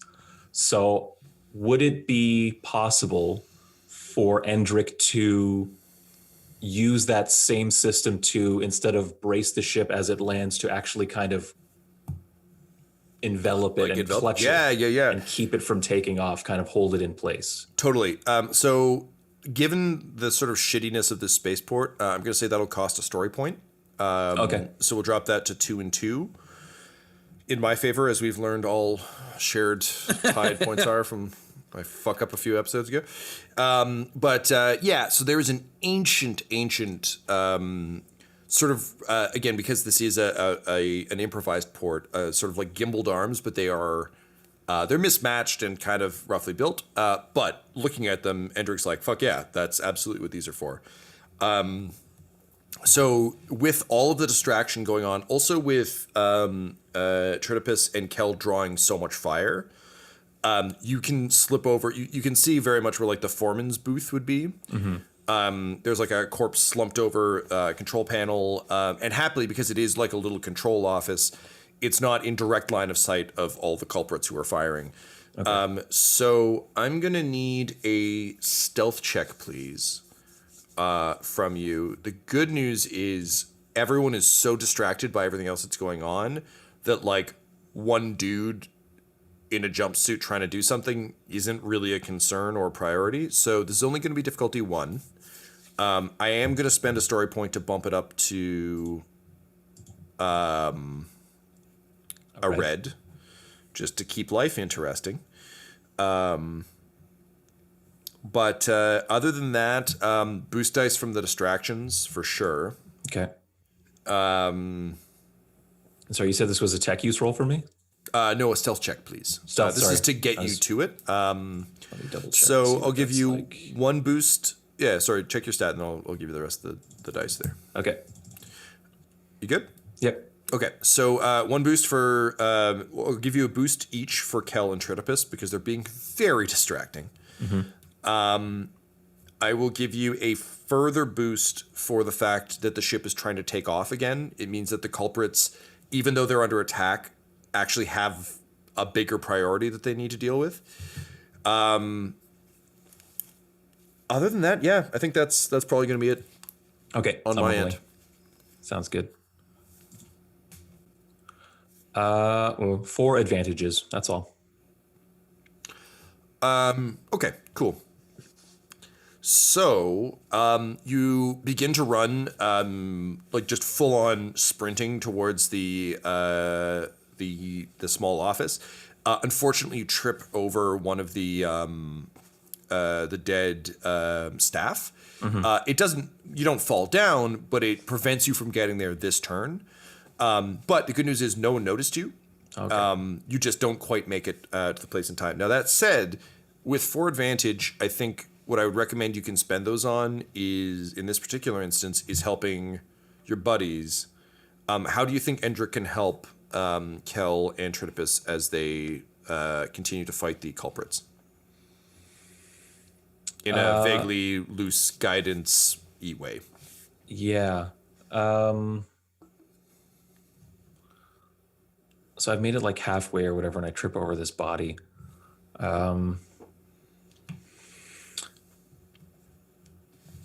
Let's say, sorry, I'm just like, this is just like the first thought that came to mind, and it's like weirdly involved. Let's say the space dock worker that I tripped over had access to like a loudspeaker system. Oh yeah, amazing. And because of my like Vox like implants, I just open the channel and I just hold it to my own throat, and the feedback just becomes like this huge distracting like frequency throughout this giant space hangar. Yes. Yeah, okay. I love it. That's great.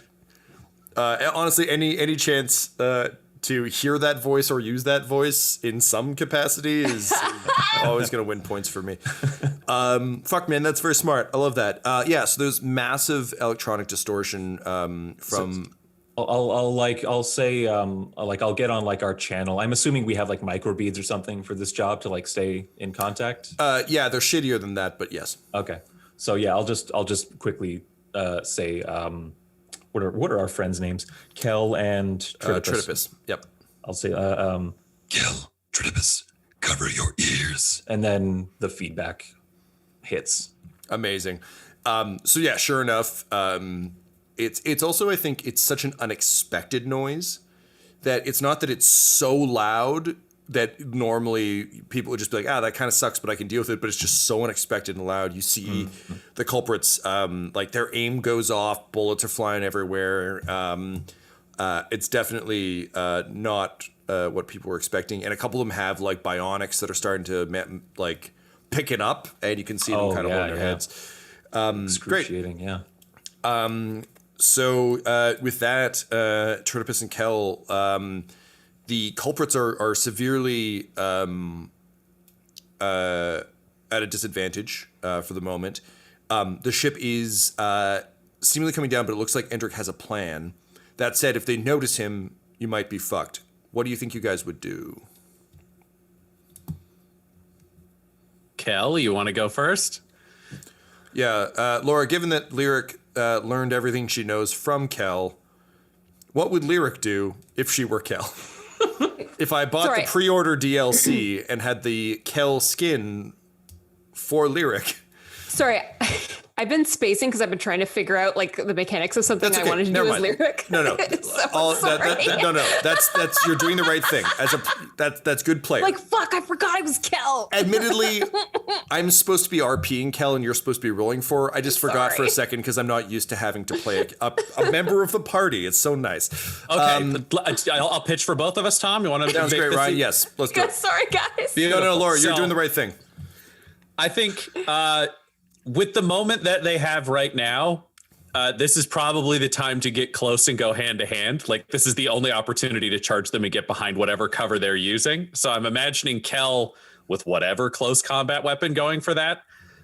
Whereas over, like, behind her, Tritopus, who doesn't actually see her charge, starts hearing the ringing through his mask because he can't fully cover his ears. And he's like, oh, no. It's the Calgarian flu. We're all going to die in 3 minutes unless everybody who's got the flu dies first. And then he reaches into his bag and he pulls out what I'm going to call a Ripper glove, which is like, it's a surgical tool. It's like a chain fist, but smaller.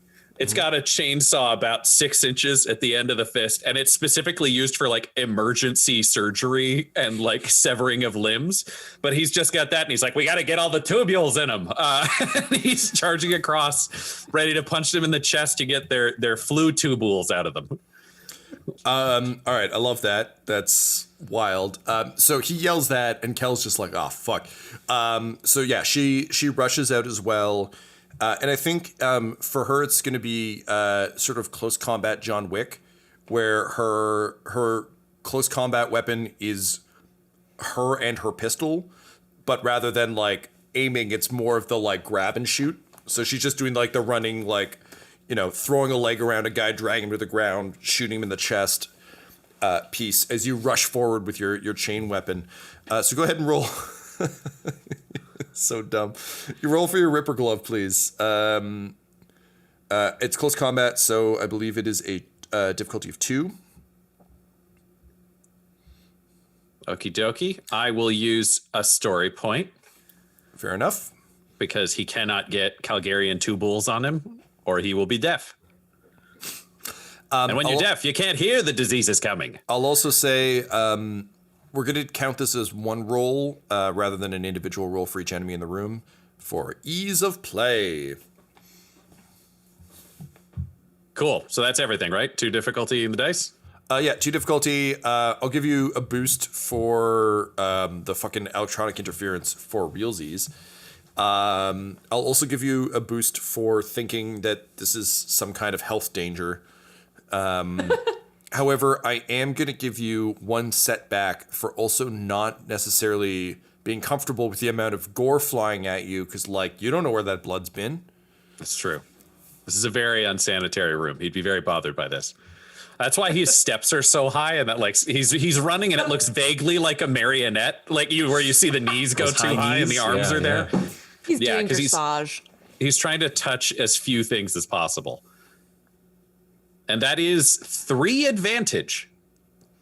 All right, so you rush out, and I think you don't manage to hurt anyone, or sorry, you don't manage to like kill anyone, but you are just a maelstrom of distraction. You're flying around and just like causing a ruckus and just really truly making things inconvenient for everyone. Yeah, I feel like he's Mr. Magoo, where like he slips and the shots go over him, and then he like leans over randomly to check something and shots go around. So he's making the enemy so angry that they aren't as effective. You're just full on Jar Jar Binks with that fucking battle droid on his foot being like, oh no! And he just manages to shoot an army. That is Tritopus as a character, yes. Yeah, so great. So as you're flailing around doing all that, you see Endrick like continue like rushes into the booth, and you see Kel rush out, and she's so fast, like she's much faster. And I mean, actually, this wouldn't be something Tritopus would notice, but like for us, the audience, moves at like an incredible pace and with tremendous sort of sure-footedness as she's like tackling these people and shooting them. Endrick, please roll me a tech use check. You've made it into the office. You pull the corpse off the machinery. It's a Unix system. You know this. I know this. What are you throwing against me there, Tom? Honestly, this is kind of your jam. So I'm going to say just 2 purple. Okay. It's going to be one setback for just being a real shitty rig. But you get a blue for your mechadendrite stuff. I got 2 for the. Oh, you get 2. Yeah. Ah, fantastic. And I'll give you one more for, again, like it's old and like it's a badly built thing, but it's also kind of built to be run by idiots. So for like an expert engineer, This is perfect. well, as an expert engineer, it's like you're like, oh no, I have to like, how am I going to make this elevator work? You walk in and there's just buttons and you're like, oh. I have to put the square block through the square peg or the square hole. Yeah. Okay. I am a golden god. All right, go ahead, man. All right. 3 successes, 4 advantages, 1 triumph. Holy shit. With a resounding, like there's a horrible creaking, screeching noise as all of these robotic arms kind of like come to life and then collectively just dig into the ship. As these arms begin to move, Kel is like looking around at Mr. Magoo stumbling around, vaguely shooting things, and a look passes over her face of slight resignation, and she just mutters to herself, I hate losing a good luck charm. And then out of her sleeve, a tentacle shoots forth, grabbing a guy at distance, and basically she begins to just full on like Omega Red from fucking X-Men, these guys, just impaling people, pulling them in, shooting them at close range, just proceeds to fucking eviscerate all of the closest people as the ship is pulled down onto the remaining few in kind of a big fiery wreck that blocks Endrick's view. And Tritopus, you stand up, having successfully killed all these people, because you know. Yeah, Tritopus pulls off his mask and goes like, "So, did we win?" And she goes, "Yes," and then shoots you in the head. Outside, He looks up at her and chokes. He goes, "My only regret is dying." Outside, Alto, you've made it to the car. You're under it. You've got your tools out. Do you think you would try and... How do you think you try and hack in? Is this like I have to crouch under the steering wheel, hotwire it? Or is it like try and cut your way up from the bottom, do you think? I don't think he would cut his way up from the bottom. I think he's small enough that it's really a matter of whatever side of the vehicle Fortulum is on, he's on the opposite side, because this guy is so big in his general vibe that just being on the opposite side of the car, I think, allows him enough anonymity to work to work on a door or something and slip in that way. Okay, great. Love it. Can you roll me a tech use check, please? Difficulty of 1. It's a fancy enough car to have locks, but you're also very good at this. While he's rolling that, Lyric, you've got people, you've got a bunch of culprits moving in on the base. You see Fortulum looking at a car and sort of speaking quite broadly about it. And as you do so, you see a small figure kind of dart up and over into the passenger seat. And for a second, you're terrified because, you know, your paranoia about Alto would suggest that, oh no, it's Alto. And then you realize, motherfucker, it's Alto. So you've got culprits moving in on Kel, and you've got Fortulum with Alto. What do you do? Fuck, man. This has been like a wild fucking ride. Like in my brain while this has been, I'll do this. No, fuck, no, fuck. Like, well, that's out the window. Jesus Christ. This has been a roller coaster in my brain.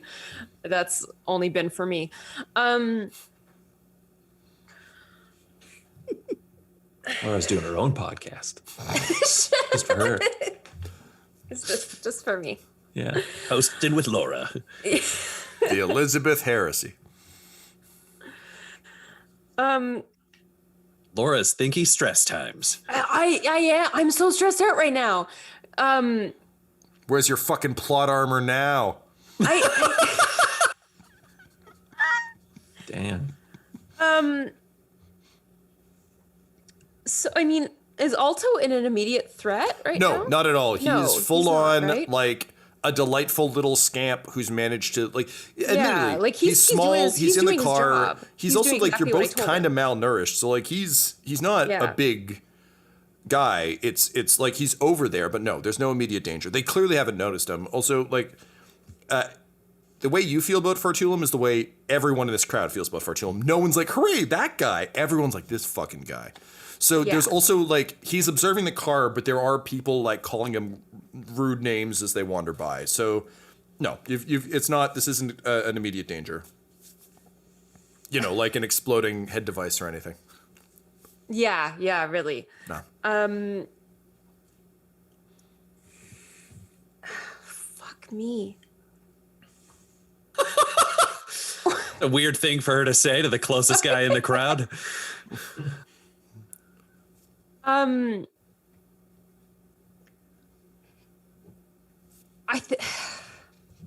Sorry guys, I'm really struggling because like Lyric is Take us through what your thought process is. What do you like? That'll be fun to kind of get a glimpse of anyway. And also to tag onto that, Tyler, just as you're doing this, Laura, because I think that's a fantastic plan, Tyler. And I would say also, Laura, keep in mind, you still have all of your lyric stats. So even Yeah. though she technically doesn't have it now, I think what I'm looking for is similar to Alto has seen wrecks of cars, ergo he would understand roughly what he could maybe do. You do still have those stats to play with. You just need to justify when and how. Similar to I've thrown a knife at a wall a bunch of times. But yeah, talk us through what you're thinking, because I think that was fun. well, I think kind of what I'm seeing is like, I mean, Alto's okay immediately, but if this shit goes down, like,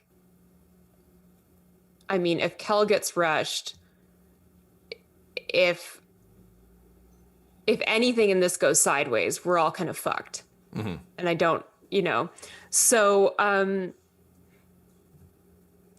think I'd like to, if you'll let me use, I think kind of in her desperation, she's kind of like, what the fuck do I do? What the fuck's going to happen? I don't know what to do next. Is that she almost starts to see what's going to happen. Mm-hmm.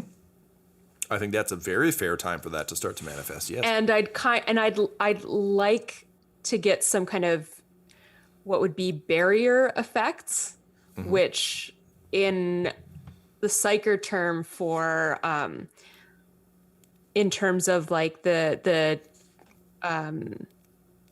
divination line is more like she doesn't throw up a barrier, but you can see like where things are about to move. Like the example is kind of like running through a falling building and where everything's going to land. Yeah. So I think this is kind of Interesting. like she can suddenly see the patterns of how everyone's going to move. Yeah. I think the way we'll mechanically, or not mechanically, I mean, but there are narratively describe mechanics it- for it. I understand. It's almost like going to soft focus. And I think this is something that you've always been able to do, and you've just never really paid any attention to. Because I mean, psycho powers in 40k aren't like the X-Men, which is like, oh, I turned 14 powers, hair where there wasn't hair before. What's this a metaphor for? Yeah, I think it's you drop into that soft focus, everything slows a bit, and you just get a sense of where everything's going. What do you want to try and use that power to do? I want to try to use it to raise my rifle. And one by one, I want to just take out fucking everyone approaching Kel. Or as many of them as I can. Okay. Approaching Alto? Because they're not approaching No, Alto. they're approaching. No. Alto's completely safe right now. Kel. They're Yeah. approaching. Sorry, I the thought building. I misunderstood. Okay, No. so Laura, what I'm going to need from you then is what is do you have the mechanics for barrier? Yeah. So, So I can find them, but it's going to take me a long time on air. yeah. So because this is kind of like being done in a kind of like, I guess, more of a narrative way. It's not like structured way, right? So, all right. Sorry, this is the first time I'm doing this. So I have to make a check using my like divination skill. And you're going to do like, so your normal difficulty, whatever you would do is like 1 naturally gets upgraded to a challenge. Oh, to okay. make it all threatening. And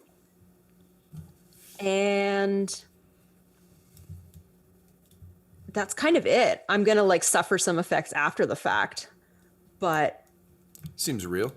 yeah, it's pretty normal. And I don't have anyone around me I want to add this to. So yeah, we're good. Okay.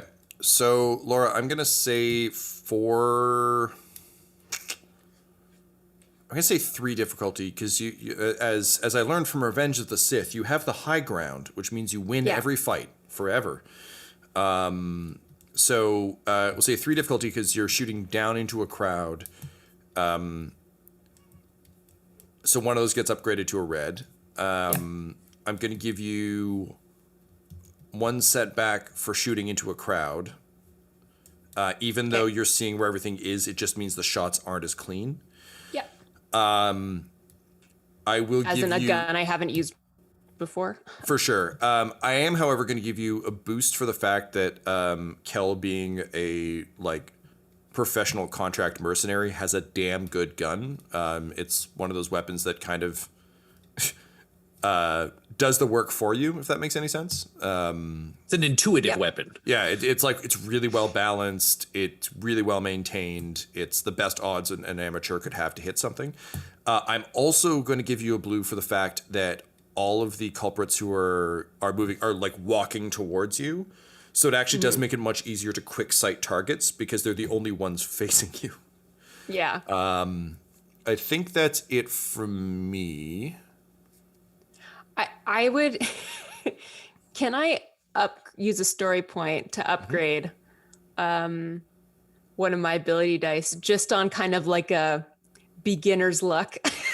Yeah, beginner's luck. Also, we know what Lyric becomes. So her being a natural at this makes perfect sense. Cool. Like, it's not like later you're like, guns, can't do them. You're like, I also gun. Yes. Okay. Cool. So this will be ranged heavy, I believe. This is actually, I use my Oh, it's just off divination. Oh, damn. All right. Have at it. Well, yeah, because No. I think divination makes a lot more sense to me as the stat to use for this, rather than just like, I'm just good at shooting fast. yeah. Yeah, great. Because this is what will allow me to Of shoot. course. Yeah. Yeah, okay. Understood. All right, we good? I'm so scared. Rock and roll. Me too. Let's do it. Okay. So 5 successes, 1 triumph, and 2 threats. Okay, we're good. Okay, Perils of the Warp wasn't triggered. I mean, incidentally, it's very Curious to know funny what to that's me gonna be. that our first Perils of the Warp check is during a flashback. Yeah. It's like, so wait a minute, have you always had horns? Okay. Damn. So once again, Laura, that's 5 success, Yeah. 1 triumph. and 2 threats. 2 threat. Yeah.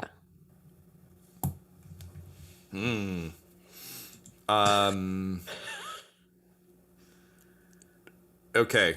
And luckily, I'm not using a psychic implement. Otherwise, it would be completely destroyed. Great. Not your Psychic beloved. shit is so dangerous. Not your beloved gear from the past. Okay. Tyler, what did you get from your roll from a while back? 2 successes, 3 advantages. Fuck, man, you're good at starting cars. As long as it's tech use or driving, we can make it. You're our Huckleberry? Yeah. Anything okay. else, not so much. Okay. Yeah. All right. So time slows for you briefly in a way that you don't consciously recognize as it being that way. Also, I think it's a little bit like when I had a friend who realized he was colorblind in like midway through elementary school, and up till then he was just like, no, that's just what colors look like. Yeah. Like, yeah, blue's a hard one. And then people eventually is like, oh no, it's just because I see it as gray. Oh shit, okay, that makes a lot more sense of a bunch of stuff. So for you, this is just a thing you assume everyone can do. But you raise the rifle, and as natural as breathing, you just start like pumping rounds into these guys. And by the time they realize what's happening, they're dead. The crowd starts to panic. There's screaming. People are dispersing. There's just complete pandemonium because someone just opening fire in a crowd is obviously going to do that, even in a hive world. When the first the first woman that you pull the sights on, she's like a mean looking sumbitch. And you just kind of pull the rifle to her, breathe out, and squeeze the trigger. And as you watch her head explode, you're already moving the gun to the next person. And as you do so, you have an odd realization in kind of a fairly passive way of, oh, I just ended a life for the first time. And it alarms you that you feel absolutely nothing about that. It's a little bit like when I, as a human, realized I'll never play the piano. Don't really want to play the piano, but it was a thing I was like, oh, I could always just pick this up at some point. Nah, I'm just not going to do it. You obviously live in a hellscape, so that's not a thing that sticks in your brain, but it is kind of valuable as a turning point in your life. You proceed to open fire on the other culprits. The other shots are not as clean, as you can still kind of pick things out through divination. But as the crowd begins to surge, you actually find yourself shooting through people to hit these people. But the job is to drop the culprits. That's what Kel told you to do, and that's what you're going to do. And it was at this point that Lyric truly lost respect for life that wasn't hers or Alto's. Unfortunately, to that point, as the crowd begins to surge, there's the roar of an engine across the crowd, but also a high-pitched scream as a penny farthing is knocked over, and a stocky, well-perfumed man falls into the passenger seat beside you, Alto. Looks at you, looks at what's happening, and says, "I'll give you 1,000 thrones if you just drive." Alto, what do you do? I can do that. And floors it. All right. So, Alto, are you trying to go back and pick up Kel and Lyric? Are you trying to just drive away to make the weird man happy? What's your deal? I think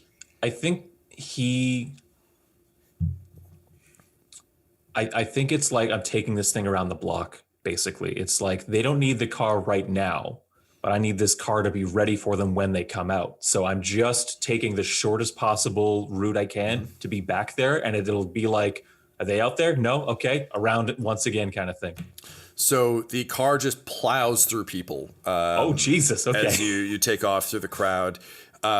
I think it's kind of like you leaning up, like you're a kid, like leaning up over the steering wheel, be like, "Excuse me," and it's like a very like Richie Rich, like, "Oh, it's charming," but like it's just fucking pandemonium as people are knocked outside. Lyric, you watch the car tear off around the corner, with Alto and this man inside. The thugs all start like trying to claw past people, but it is too late. And in horror, you see Alto kind of pull a hard right around a corner and disappear from sight. Meanwhile, back inside the hangar, Endrick, you find Kel just fucking wailing on a culprit, just like he's clearly dead, but she's just punching him repeatedly in the face. And she's like, "He was our friend, you son of a bitch!" And as your eyes track from this head she's pulping against the ground, you see Tritopus Secundus dead on the ground with a bolt round in his head. It would seem that even at close range, he couldn't dodge this. But he was never really a friend of yours, and you kind of don't like him. So it's not really a huge concern. What is a concern is the flaming wreckage of the Maladrot. You rush up the ramp knowing that two things. One, time is of the essence, because now invariably there's going to be security rushing and everything else. But two, if you're going to pocket the best thing in this vehicle, you have a hot second to find it. Yeah. So please, I think we're going to go with a tech use. Love to hear it. I know you do. But I also don't really think there's a better stat. Like, yeah, it's not really a perception check if it's like, I want to find the cool gear. Maybe I can read these boxes. So go ahead, please. Just a straight roll, or is there any difficulty? Oh, dice yeah. against Difficulty. Sorry, of course. I keep forgetting what system we're in. We're going to say 2 purple. And 1 setback for trying to pocket it without anyone noticing. it? Okay.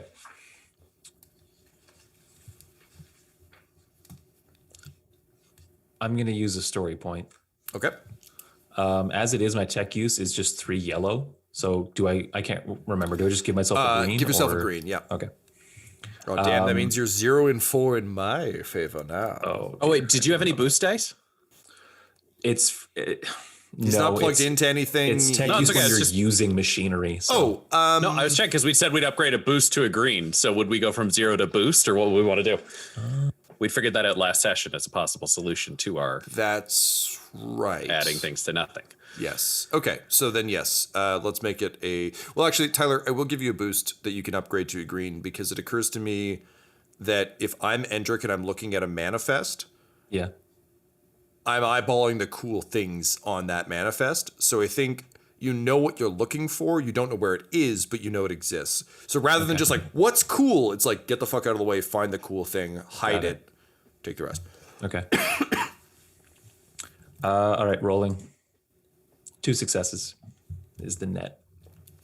All right. So you very quickly dig through, and sure enough, you find a new in-package Mind Impulse unit.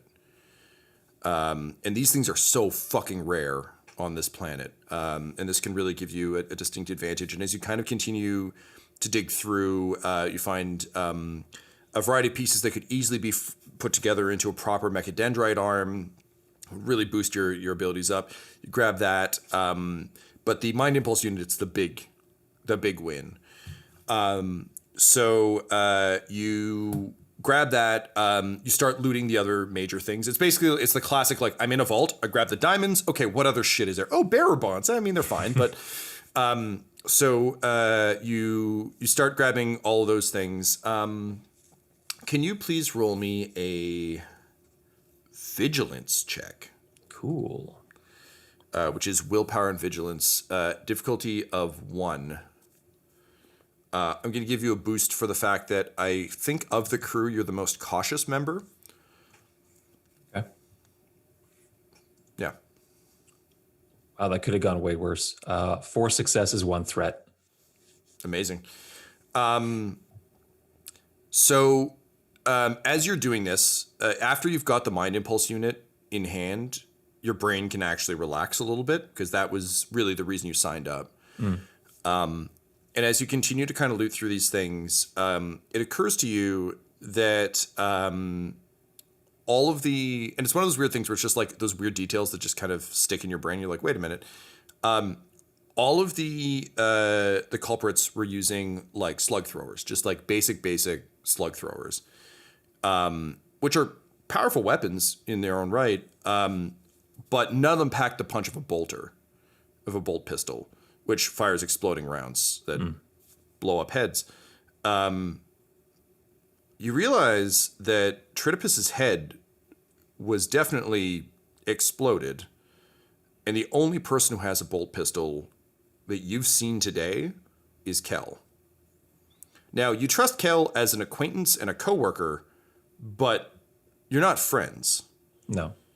And suddenly the vehemence with which a generally emotionless woman was beating on someone screaming starts to ring a little bit false. Would you continue to loot the ship, or do you think you would... I think now he'd be interested to know what Kel is doing. If he left her wailing on this culprit corpse, kind of just getting her feelings out, well, he went and got like what the mission was for, like, right? He got his stuff. I think even from like the breach point or however he entered the ship, if he would just like go to like the corner and basically just kind of try to spy Kel from like a distance. Yeah. So we'll secretly. say the breach point, I think for my brain at least, was the entrance ramp. So like, again, if we're thinking, I don't know, we use this metaphor a lot, but if we're going with a Quinjet style thing. So the ramp dropped when it crashed. You kind of look down the ramp and having a cat, I'm sure you've seen this. If you flash a flashlight at Cat's eyes in the dark and you get that weird kind of almost mirrored effect. Yep. You catch that as she's kind of in shadow facing you. And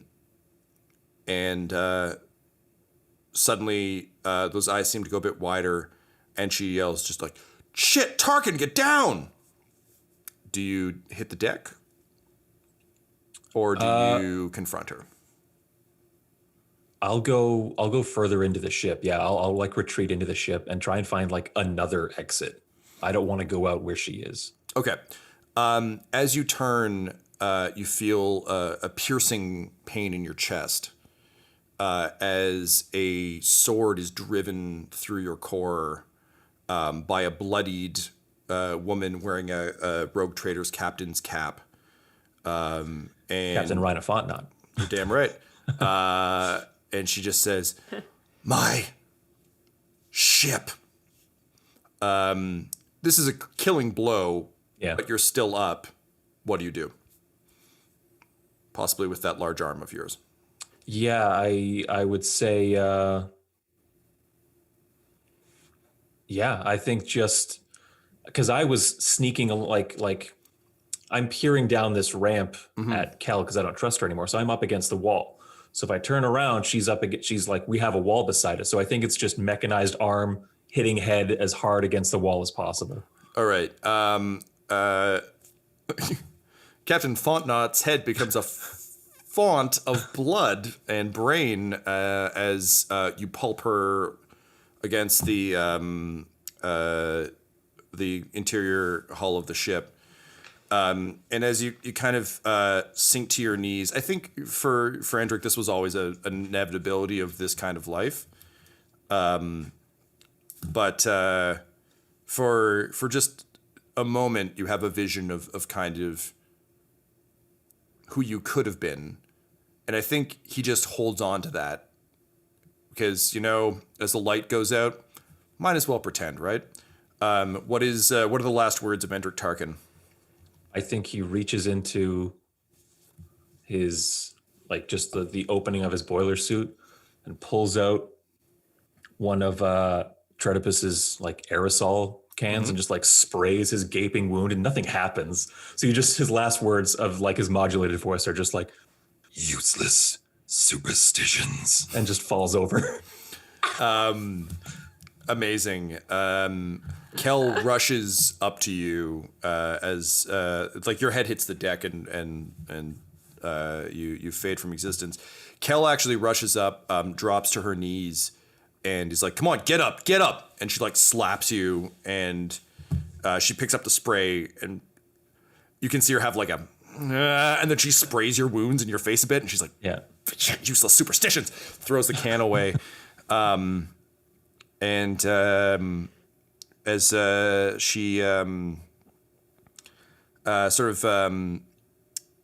starts to get back up, she notices that you've got like the bag of loot, and with sort of a moment of kind of this is how it goes, she just takes the bag in a wrapped tentacle, which slides back up and into her sleeve as the bag reaches her hand, and she turns back to go see what has become of her young charges.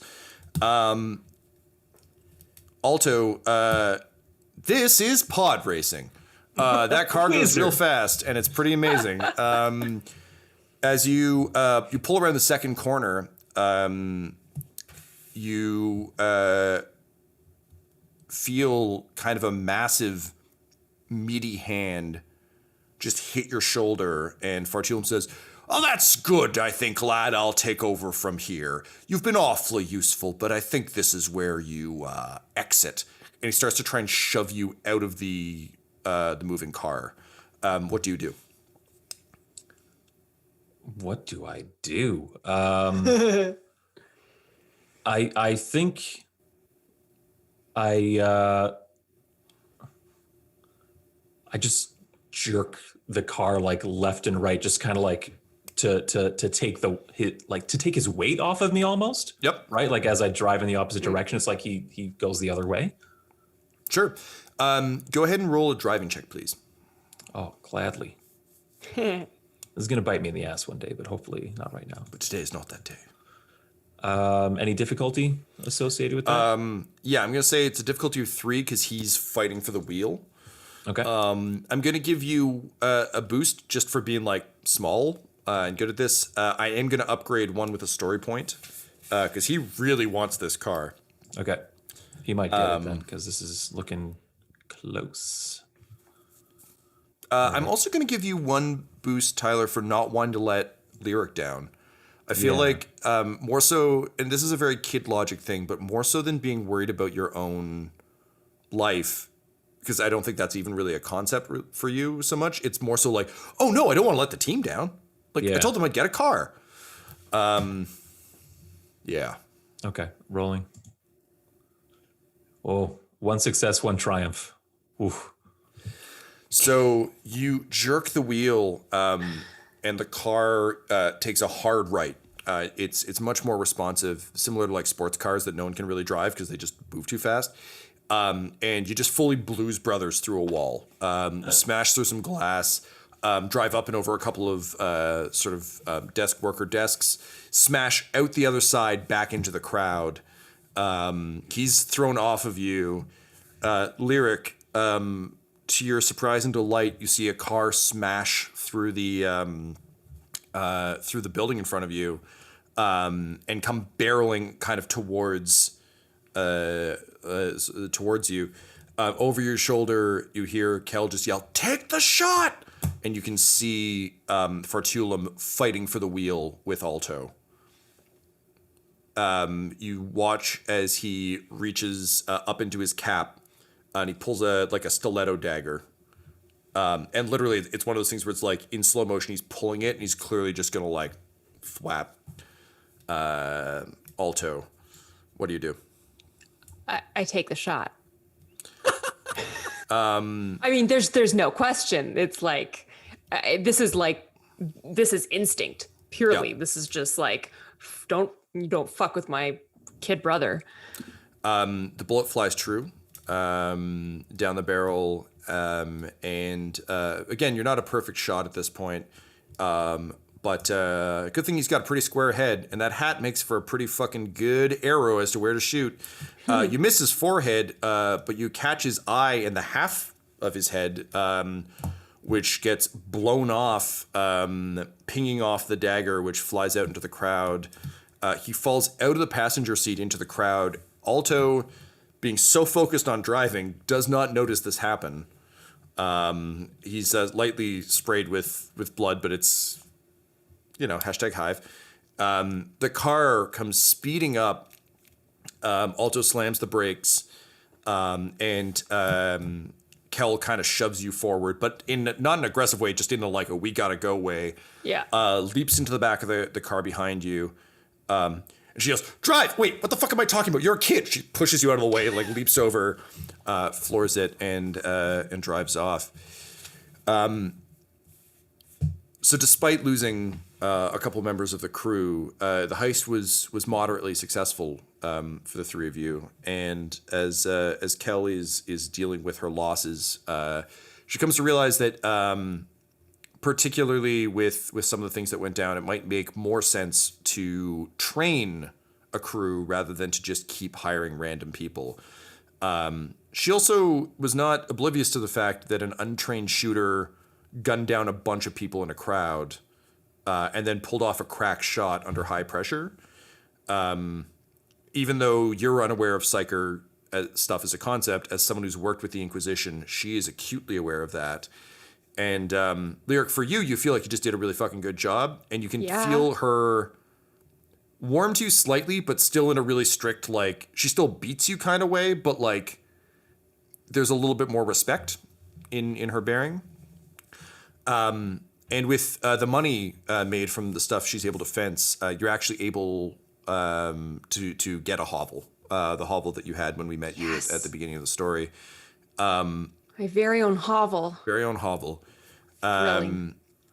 Lyric, you've never had that much money, and having Kel kind of drop the bag of thrones in front of you was a pretty big moment. What do you say to her as she does that? I say, so when's the next job? She smiles. She says, I like that. As you try and pass her whip and her rifle back, she just kind of shakes her head and she says, no, you keep them. Learn to use the whip, though. Knives are losable, as you saw. Yeah. And as you kind of straighten up a little bit with pride, she says, you did okay. I think you've got potential. Thanks. Now cut that fucking hair. And as she leaves you I lost my fucking knife, though. She looks at you and she says, yeah, learn to use the fucking whip. And she reaches over onto your hand and turns it, and you see it light up with electricity, and you suddenly realize, oh, there's a little bit more to these things. And then she winks at you, which is actually really delightful and something that you would not expect from this, like, wizened murderer. But then immediately she scowls and shoves your head out of the way and wanders off as you try and figure out how to cut your hair with an electronic whip. And Alto, she approaches you, and how do you think Alto's feeling at the end of all this? I think he's got that adrenaline pumping. I think he's feeling pretty. I think he thinks he did a good job. I don't think he's aware that there was a corpse in the seat next to him near the end. It fell out. Just fell right out of the car. And he was just and he doesn't have a mirror. Like, he doesn't know that he's got like gore on him or anything like that. So I think his head just pops up from the backseat while they're driving. He's like, I found the car. And she said, you sure did. You sure did. And when we get back to the hideout, she says, after she deals with Lyric, she's like, listen, you did really, really well, kid. And she kind of looks over her shoulder and leans in close, and she's like, look, don't tell her I told you, but I think you might be the talented one of the two of you. She's gonna be like me. And I used to know some people who were like you, and they are much better than me. And you can be much better than her, but you gotta take care of her, okay? She's gonna act tough, she's gonna act mean, but tough and mean people don't survive long in this world without the help of people like you. Can you do that? Can you keep her safe? I don't think like the gravity of like the real truth behind those words 100% at all. So I think it's like a Cookie Monster laugh or like an Ernie laugh of like, yeah, I can keep a secret. I'll protect her kind of thing. And then she's like, good. But you're gonna need to be stronger and better than you are now. But I think you've got a good eye for these things. So every member of her crew takes care of each other, and every member of her crew gets a cut. So here you go, kid. And she passes you a mind impulse unit. And she's like, be real careful with these. They can They can really fuck you up. I mean, really screw you up. Sorry, I swear a lot. I hope that doesn't rub off on your sister. That'd be really awkward. But good luck, kid. And as she walks away, Lyric, you're standing there very bravely trying to Mulan your hair with a whip, which is really not working. And she's like, I was fucking kidding, and hands you a knife. But she holds the grip hard as you grasp it, and she says, innocent people like him die. So, I'm going to teach you how to keep people like him alive. And I don't care who you need to kill, who you need to betray, me, anyone. Keep him alive, or this whole galaxy makes no fucking sense. You hear me? And I just kind of set my jaw and like quick nod and like try to do that like cool thing I've seen other people do and like grasp a forearm. She's like, what? Shake my hand, or what are you doing? Get off my forearm. Get out of here. And for a brief moment, you feel a weird thickness on her forearm under her long sleeves that she always seems to wear. It's odd. There's a bulge there that almost seems to shift under your hand. And as she pulls her arm away, she just kind of keeps her eyes on you and says, yeah, you too. This was not the final lesson you received from Kel, but it was perhaps the most important one. And it was definitely the one that rushed through your brain the day you watched the back of your brother's head explode.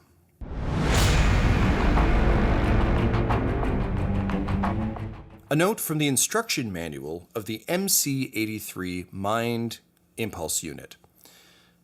Warning. Overuse of the Mind Impulse Unit can possibly lead to such complications as pain. It was later noticed that a very small asterisk led to a few more complications, some of which were rather deadly. A note from the manifest of Rhina Fontnot. Yeah, it's so strange. I mean, it should have been so hard to get this many mind impulse units, but for some reason, it was like the company just left them out. I mean, maybe there's something wrong with them, but honestly, our clients aren't going to know, am I right? Oh, this is going to be a real easy mission. I'm just so boned we have to stop at that stupid fucking planet en route. Oh, well, what's the worst that could happen? Valentyne's notes during travel. Well, I have to admit, I'm not sure about Lyric. I don't think she's tremendously useful, but she is good at keeping her brother in line, and I believe he might be the last hope the Emperor has. As long as Alto survives, we can do what needs to be done. Running log from Acrisius. Oh my god, I almost felt myself lose it there for a second, but Alto, well, I don't know what he did. The kid's some kind of... Alto? Alto? Alto, oh my god, someone, Emperor's name, someone help the kid! So what's the worst that could happen? Faulty mind impulse units being shipped to a bunch of nobles on a planet no one has heard about or has cared about that was wiped out by chaos about 13 years ago. Except that some of those units didn't make it to that planet. One of those units was gifted to a very gifted young man. So the answer to the question, what's the worst thing that could happen, is this, as the back of Alto's head blows off in a shower of brain and flesh and blood. Blood gushes from his tear ducts, his nose, his ears, his mouth, as his body just lurches forward, slams off of the control panel, and falls sideways out of his chair, only to be suspended by the wires still plugged into his faulty unit, which is currently sparking and smoking off the side of his head. As the air rushes in from outside the cockpit, you hear all of the systems beginning to come on. And Valentyne, from where you're sitting, you could swear you almost saw just the ghost of a smile on Alto's face before the muscles around his mouth began spasming too much with foam and blood for you to properly see what expression it was. His body is currently hanging sideways off of the chair, suspended by the cables, as it continues to convulse and twitch. Tyler, you'd mentioned you had some ideas of what you might look like right now. What do you got? Yeah, sure. You nailed a lot of it. But I would say Alto's eyes start to flicker, but not like the way you usually interpret flickering as like eyelids fluttering. His eyelids are not moving, but there is light coming through his eyes as there is a small fire in the back of his head. And so the light is coming through almost like a projector lens. Which is entirely true until his left eye bursts, splattering the monitors in front of him with a no longer flickering goo. Lyric, you see all of this from the ladder you've descended.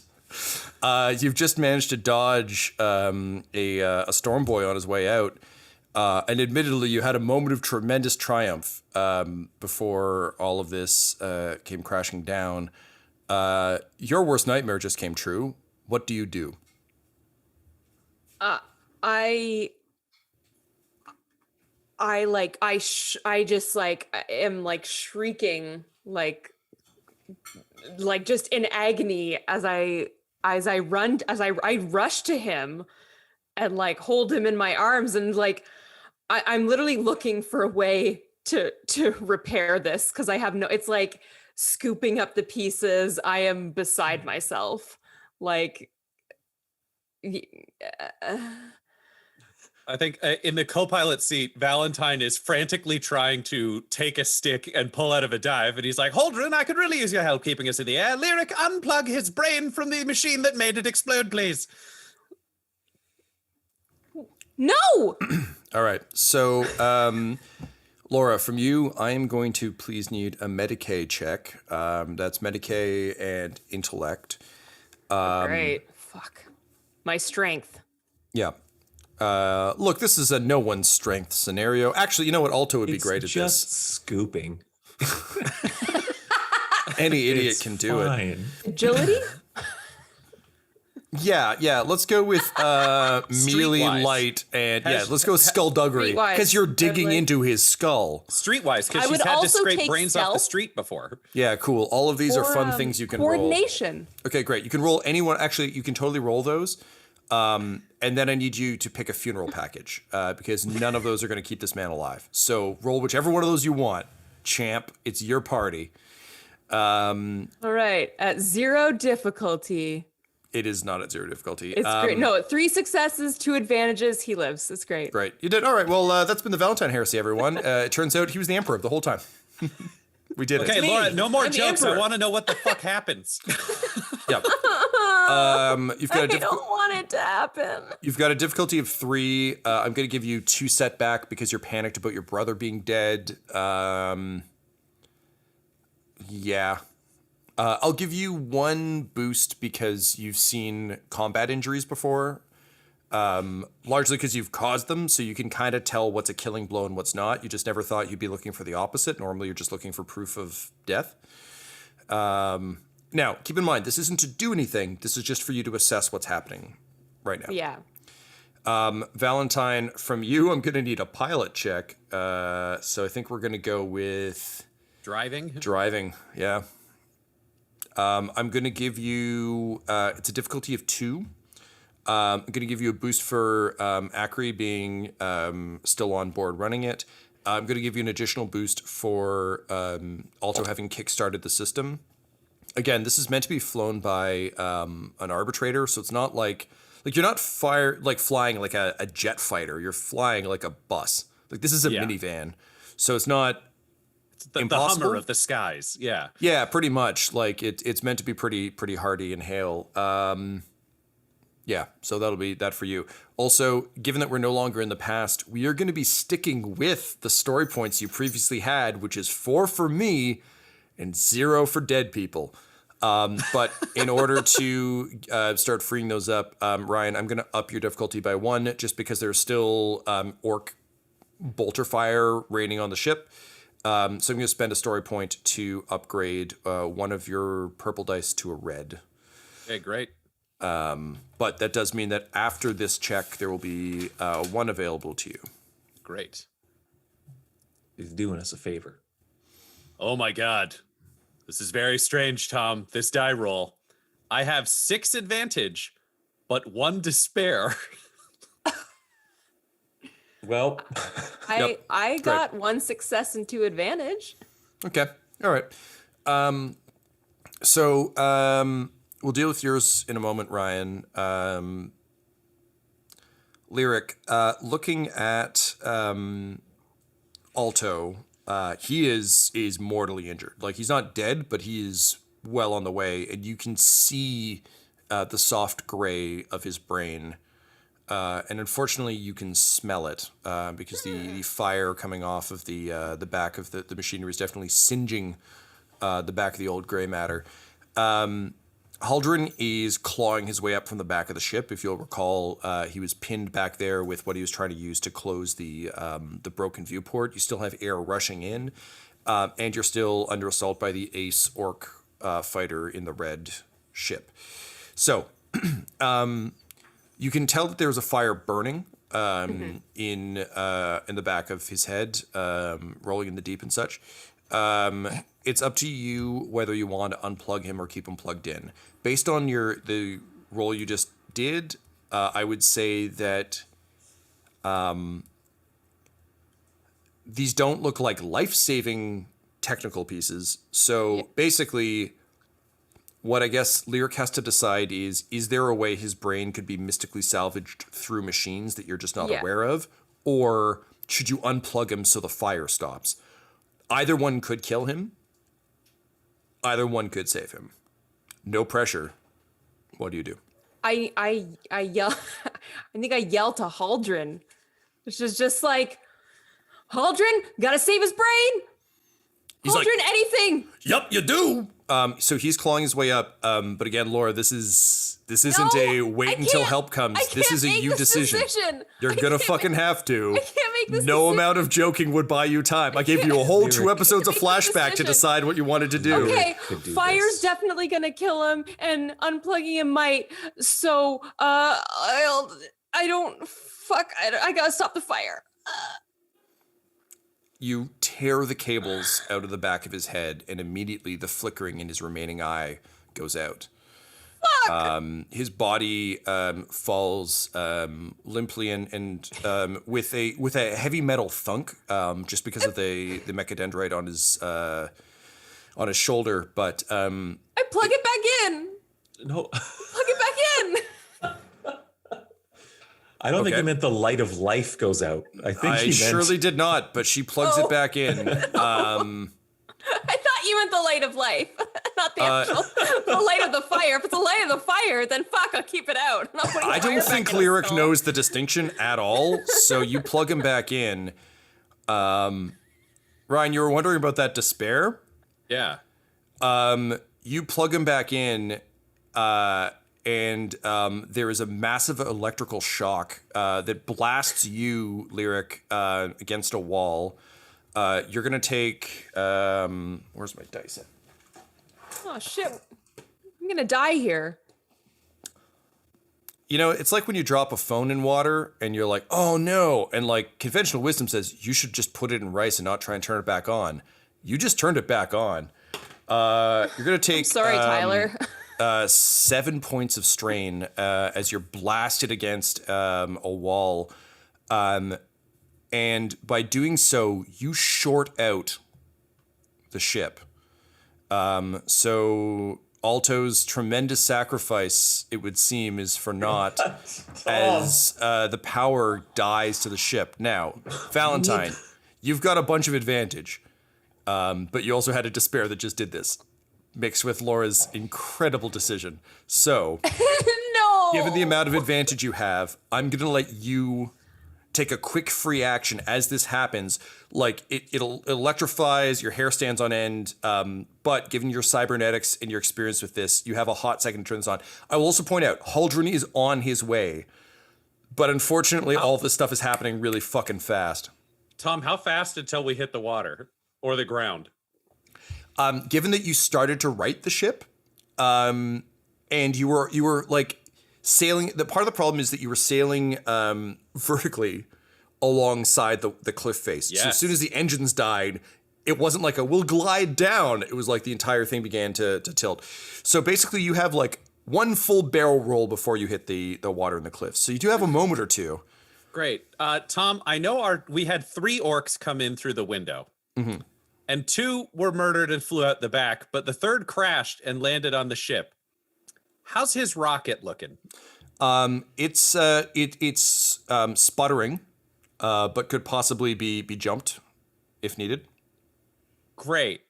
Valentyne would, I think, in that instant, look at this situation and acknowledge that it is a complete and absolute disaster. He would strap that rocket on, try to grab Lyric, and just blast out the back of the ship through the door, like just take off and survive the crash. Okay. Interesting. Lyric, I'm going to need you to roll me a survival check. You've just been shocked by plugging in the shorting out system, so you're stunned. You've just been like, I don't know if you've ever had the exquisite horror of being vaguely electrocuted or seriously electrocuted. It fucks you right up. So this is a survival check to see if you are able to come to consciousness enough a little bit, yeah, to fight back against him just grabbing you and going. I will also say the back of the ship is closed right now, so this is going to be a rough exit vector. But oh well, then he'll go out he'll hit either the door open button or he'll fly out the fucking windshield. Okay, I'll take back door open window. It makes less sense for you to try and fly out front. That's just a classic like into the jet engine, we're dead. I think this is a situation of me not really being aware of what's going on around me and literally just kind of reaching for Alto. I agree. This is literally to see like this survival check is to see if you can panic. shake Like it. I don't. This is a if a ship is going down and water's filling the thing and there's someone pinned, this is you just getting enough of your bearings to be like no. So Yeah. What is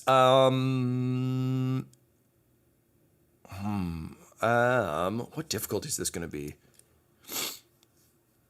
Ryan, what is your cool?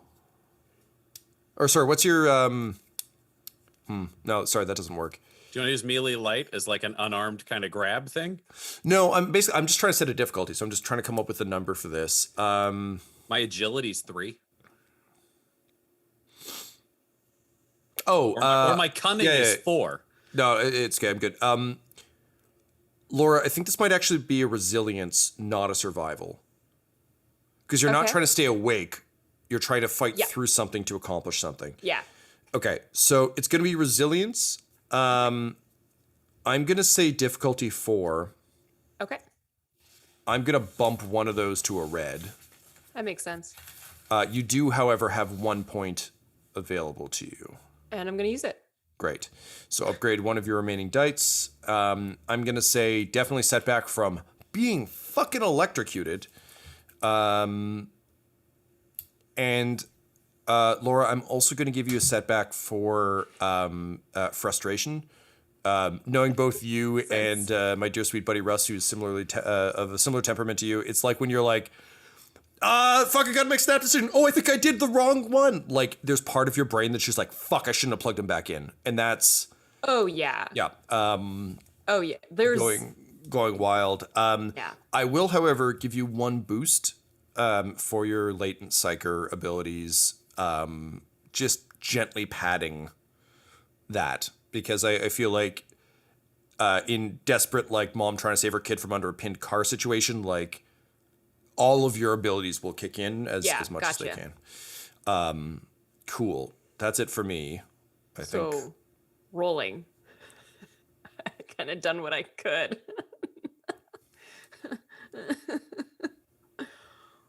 The fuck? 1 triumph, 1 failure, and 1 despair. Ew. Apparently triumphs and despairs don't cancel out? They should. I mean, you're on the website, right? Like you're just using the dice rolling Yeah. app. It's not possible to have a triumph and a despair simultaneously. So what was the thing left in between, Laura? Failure. There you go.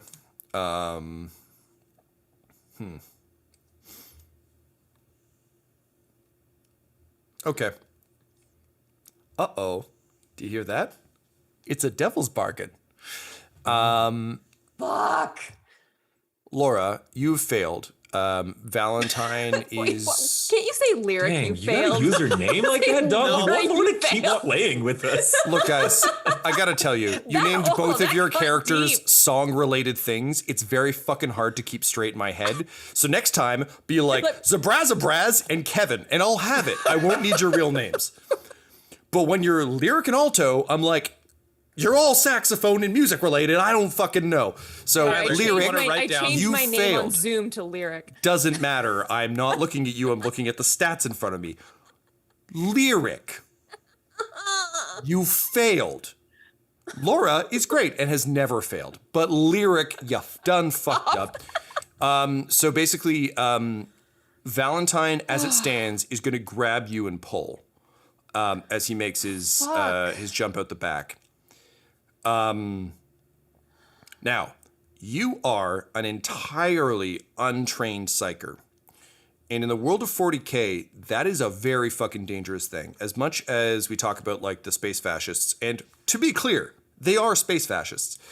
There is one of the dangers of the way psyker powers work in Warhammer and how the forces of chaos work is they're just kind of all around forever. And when you tap psyker powers, you're like playing in their backyard. And the hope is that they don't notice you're in their backyard. But if they do, really bad things can happen. So, given that you're completely untrained and have no defenses against this and really don't know what the fuck it is, I'm going to offer you corruption by fully embracing the powers of chaos that you can reach with your psyker abilities to stay on board this ship with Alto. However, I'm going to have to open the corruption chapter and some weird shit's going to happen. Also, even though you're not really from an Imperial planet, this kind of heretical stuff usually gets you a bullet to the skull. What do you do?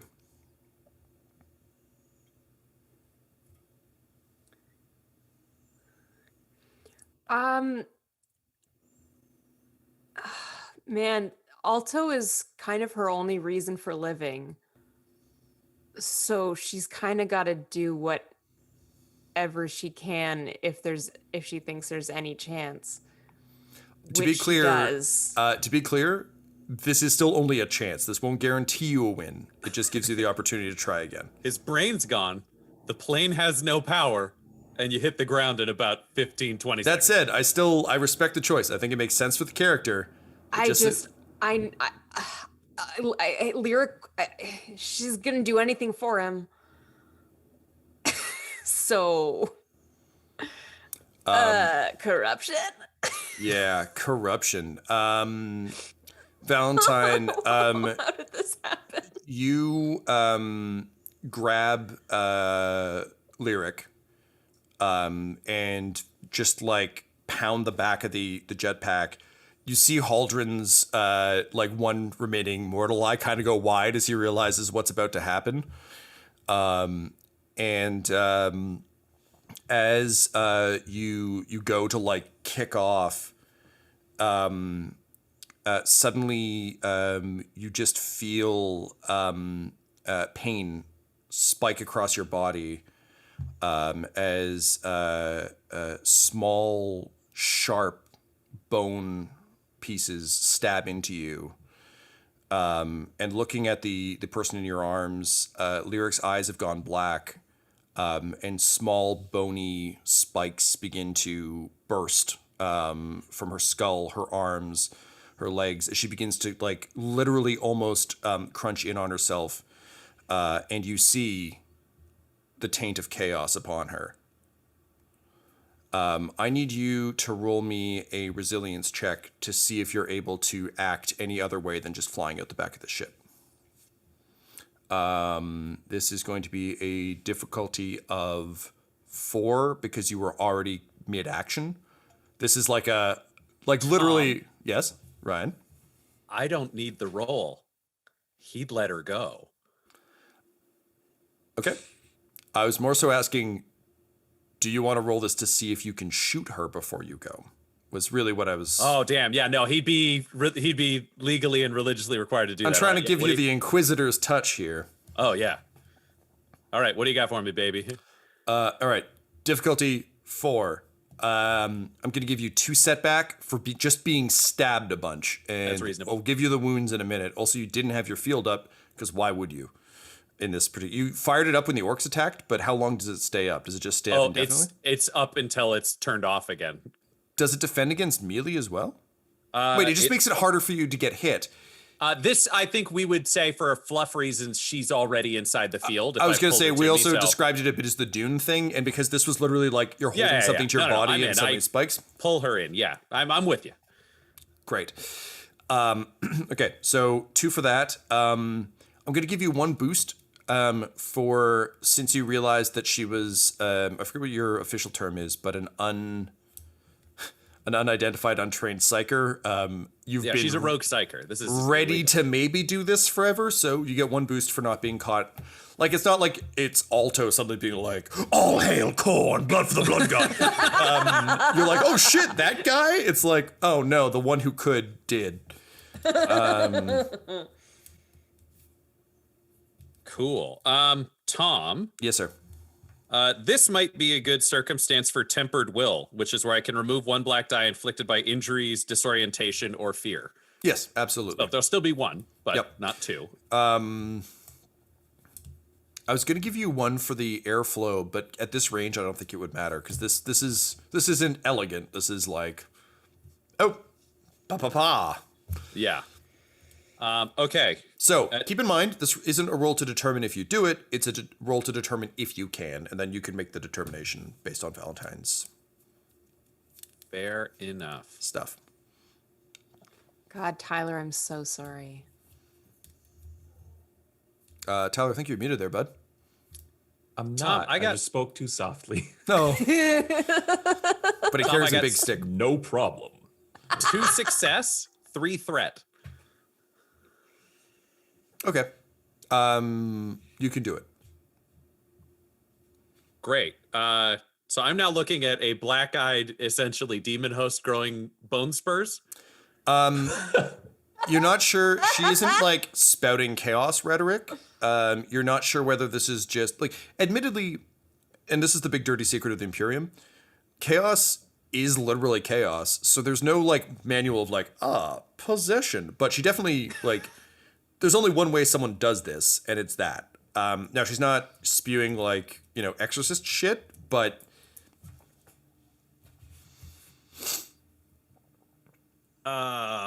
Nope. These are the rules. He is the Inquisition. But you're also a rogue inquisitor on a heretical mission to save the Emperor. So the one piece I want to include for you in your thinking here, and don't metagame this, but just for Valentyne, is a chaos-touched psyker worth bringing along to try and end this conspiracy? Or is she maybe worse than the conspiracy? We're going to crash on the orc side of conflict, right? Honestly, everyone's up top. You're flying along the cliffs in the water. You're on no one's side of the conflict right now.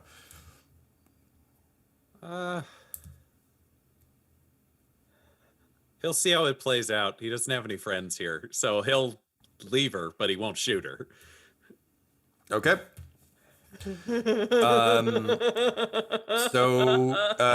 wasn't in the vision of people who killed the Emperor. That's his guiding light. Admittedly, you could only make out one person in that vision, so fingies crossed. And with that most notorious grimdark sentiment, Inquisitor Valentyne, you pull yourself loose, lowering the pistol with, I think, a look in your eyes of like, know that I left you alive, but her eyes are purely on Alto as she begins to claw with her arms her way across the deck. And you let go. For a moment, you are weightless. You begin to free fall. As you do so, you see Haldren throw up his hands and just say, "Take me with you!" Do you attempt to grab him as you fly by? Yes, I will try. All right, bud. Let me see. But what we I got will here. be clear in a way that would not be clear for Haldren, but is very much in Valentyne's head. This motherfucker's too heavy. He's dropping him. Understood. Nice thing about orcs is they don't tend to underpower their rockets they true. strap to backs. All right, I'm going to need a coordination check from you because he's very helpfully reaching out with all of his limbs, but he's made of metal and none of them are good to grab. Most of them are impaley. Yep. So I'll say you can easily dodge the impaley ones, but it might prevent you from actually grabbing him. So definitely setback for trying to dodge the impaley ones. An additional setback for bleeding. Also, please take 3 wounds from the spikes.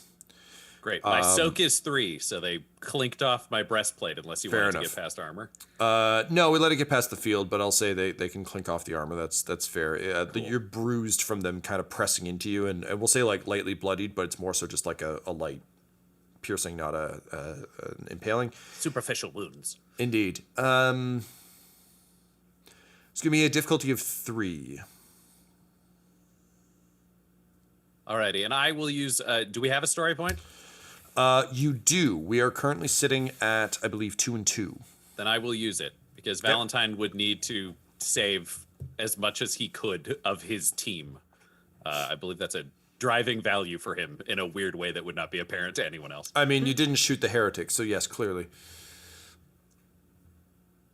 The end result is 1 threat. You do exactly what you described in a way that's like not clear to him, but is clear to you. But unfortunately, it's very clear to him as you burn by, and as he reaches out, you're running the math on whether or not you can lift that much metal. And unfortunately, in that moment, he literally sees you zip by doing the math and is fully aware that you could have saved him and didn't. In the immortal words of Telltale Games, Haldren Blackhand will remember this. And you rocket out the back of the ship. You suddenly find yourself with an orcish rocket that's sputtering on your back, sort of blasting back out. You see the other fighter ace opening fire on the ship as it continues to kind of like spiral towards the ground.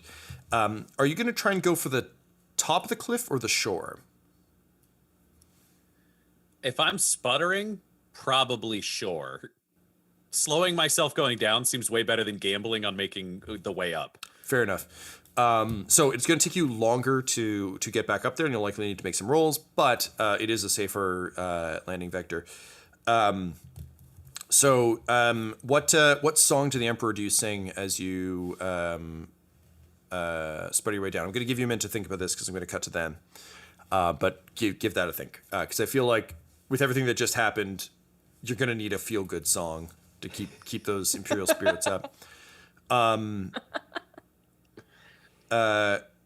Inside the cockpit, Haldren is clawing his way back up. Like, I can't believe that son of a bitch just flew off and left us. I'm like, oh no. And he watches as the creature once known as Lyric turns with her black eyes toward him, and slowly, with many pointed teeth that have erupted from her gums, smiles. And he realizes that maybe, just maybe, he would have been better off in that stasis pod.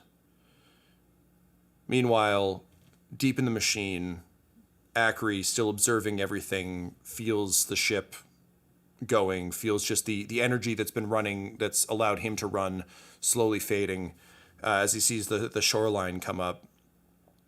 And his last thought before the vehicle hits the ground is, honestly, in a galaxy where people like that kid can't survive, probably not worth sticking around. And Valentyne, over your shoulder, as you sing your song, the ship erupts in a massive fireball. What do you sing as you plunge to the shore? Sacrifice is a prayer to the Emperor. Sacrifice. It's what you've got to do. Sacrifice. The people save the throne for me and you. Ah, what a great day. Thank you. Thank you. Great. And that's when the rocket pack dies, and you fall the remaining 10 meters to the ground. This episode of the Valentyne Heresy features Ryan LaPlante at the Ryan LaPlante on Twitter as Inquisitor Lucius Valentyne, Tyler Hewitt at Tyler_Hewitt on Twitter as Alto, Laura Elizabeth at EL Hamstring on Twitter as Lyric, and our Game Master Tom McGee at McGeeTD on Twitter. This episode was edited by Ryan LaPlante, and the Valentyne Heresy show logo was created by Decapitated Markers at Decapitated Marker on Twitter. That's MRKR. Our theme song is The Hordes by Megan McDuffie, and our ads use the tracks No Control and Chiefs by Jazzar, JAHZZAR, provided by freemusicarchive.org. When it comes to Dum-Dums and Dice, you can visit our website at dumdumdice.com. Our Twitter and Instagram are at dumdumdice, and on Facebook at facebook.com/dumdumdice. We have merchandise available at redbubble.com/people/dumdumdice, and most importantly, you can join our Patreon at patreon.com/dumdumdice. That's DUMBDICE. Ave Imperator, and death to all the heretics. Dum-Dums and Dice has to give a special thank you to the supreme beings of our Patreon at this time: Christian Menicola, Long, the Half-Blind Prophet, James Cuellar, Charles Grams, Christopher Little, Olin Anderson, Sue One, George Dolby, One True Artistry, Orion Birchfield, Lord Abradovic, Noel Lewis, Scott Garland, Anthony Griffin, and Jill and Noel LaPlante. If you want your name to be added to this list, you can join our Patreon too at patreon.com/dumdumdice. Thanks to them, and a little bit of thanks to you.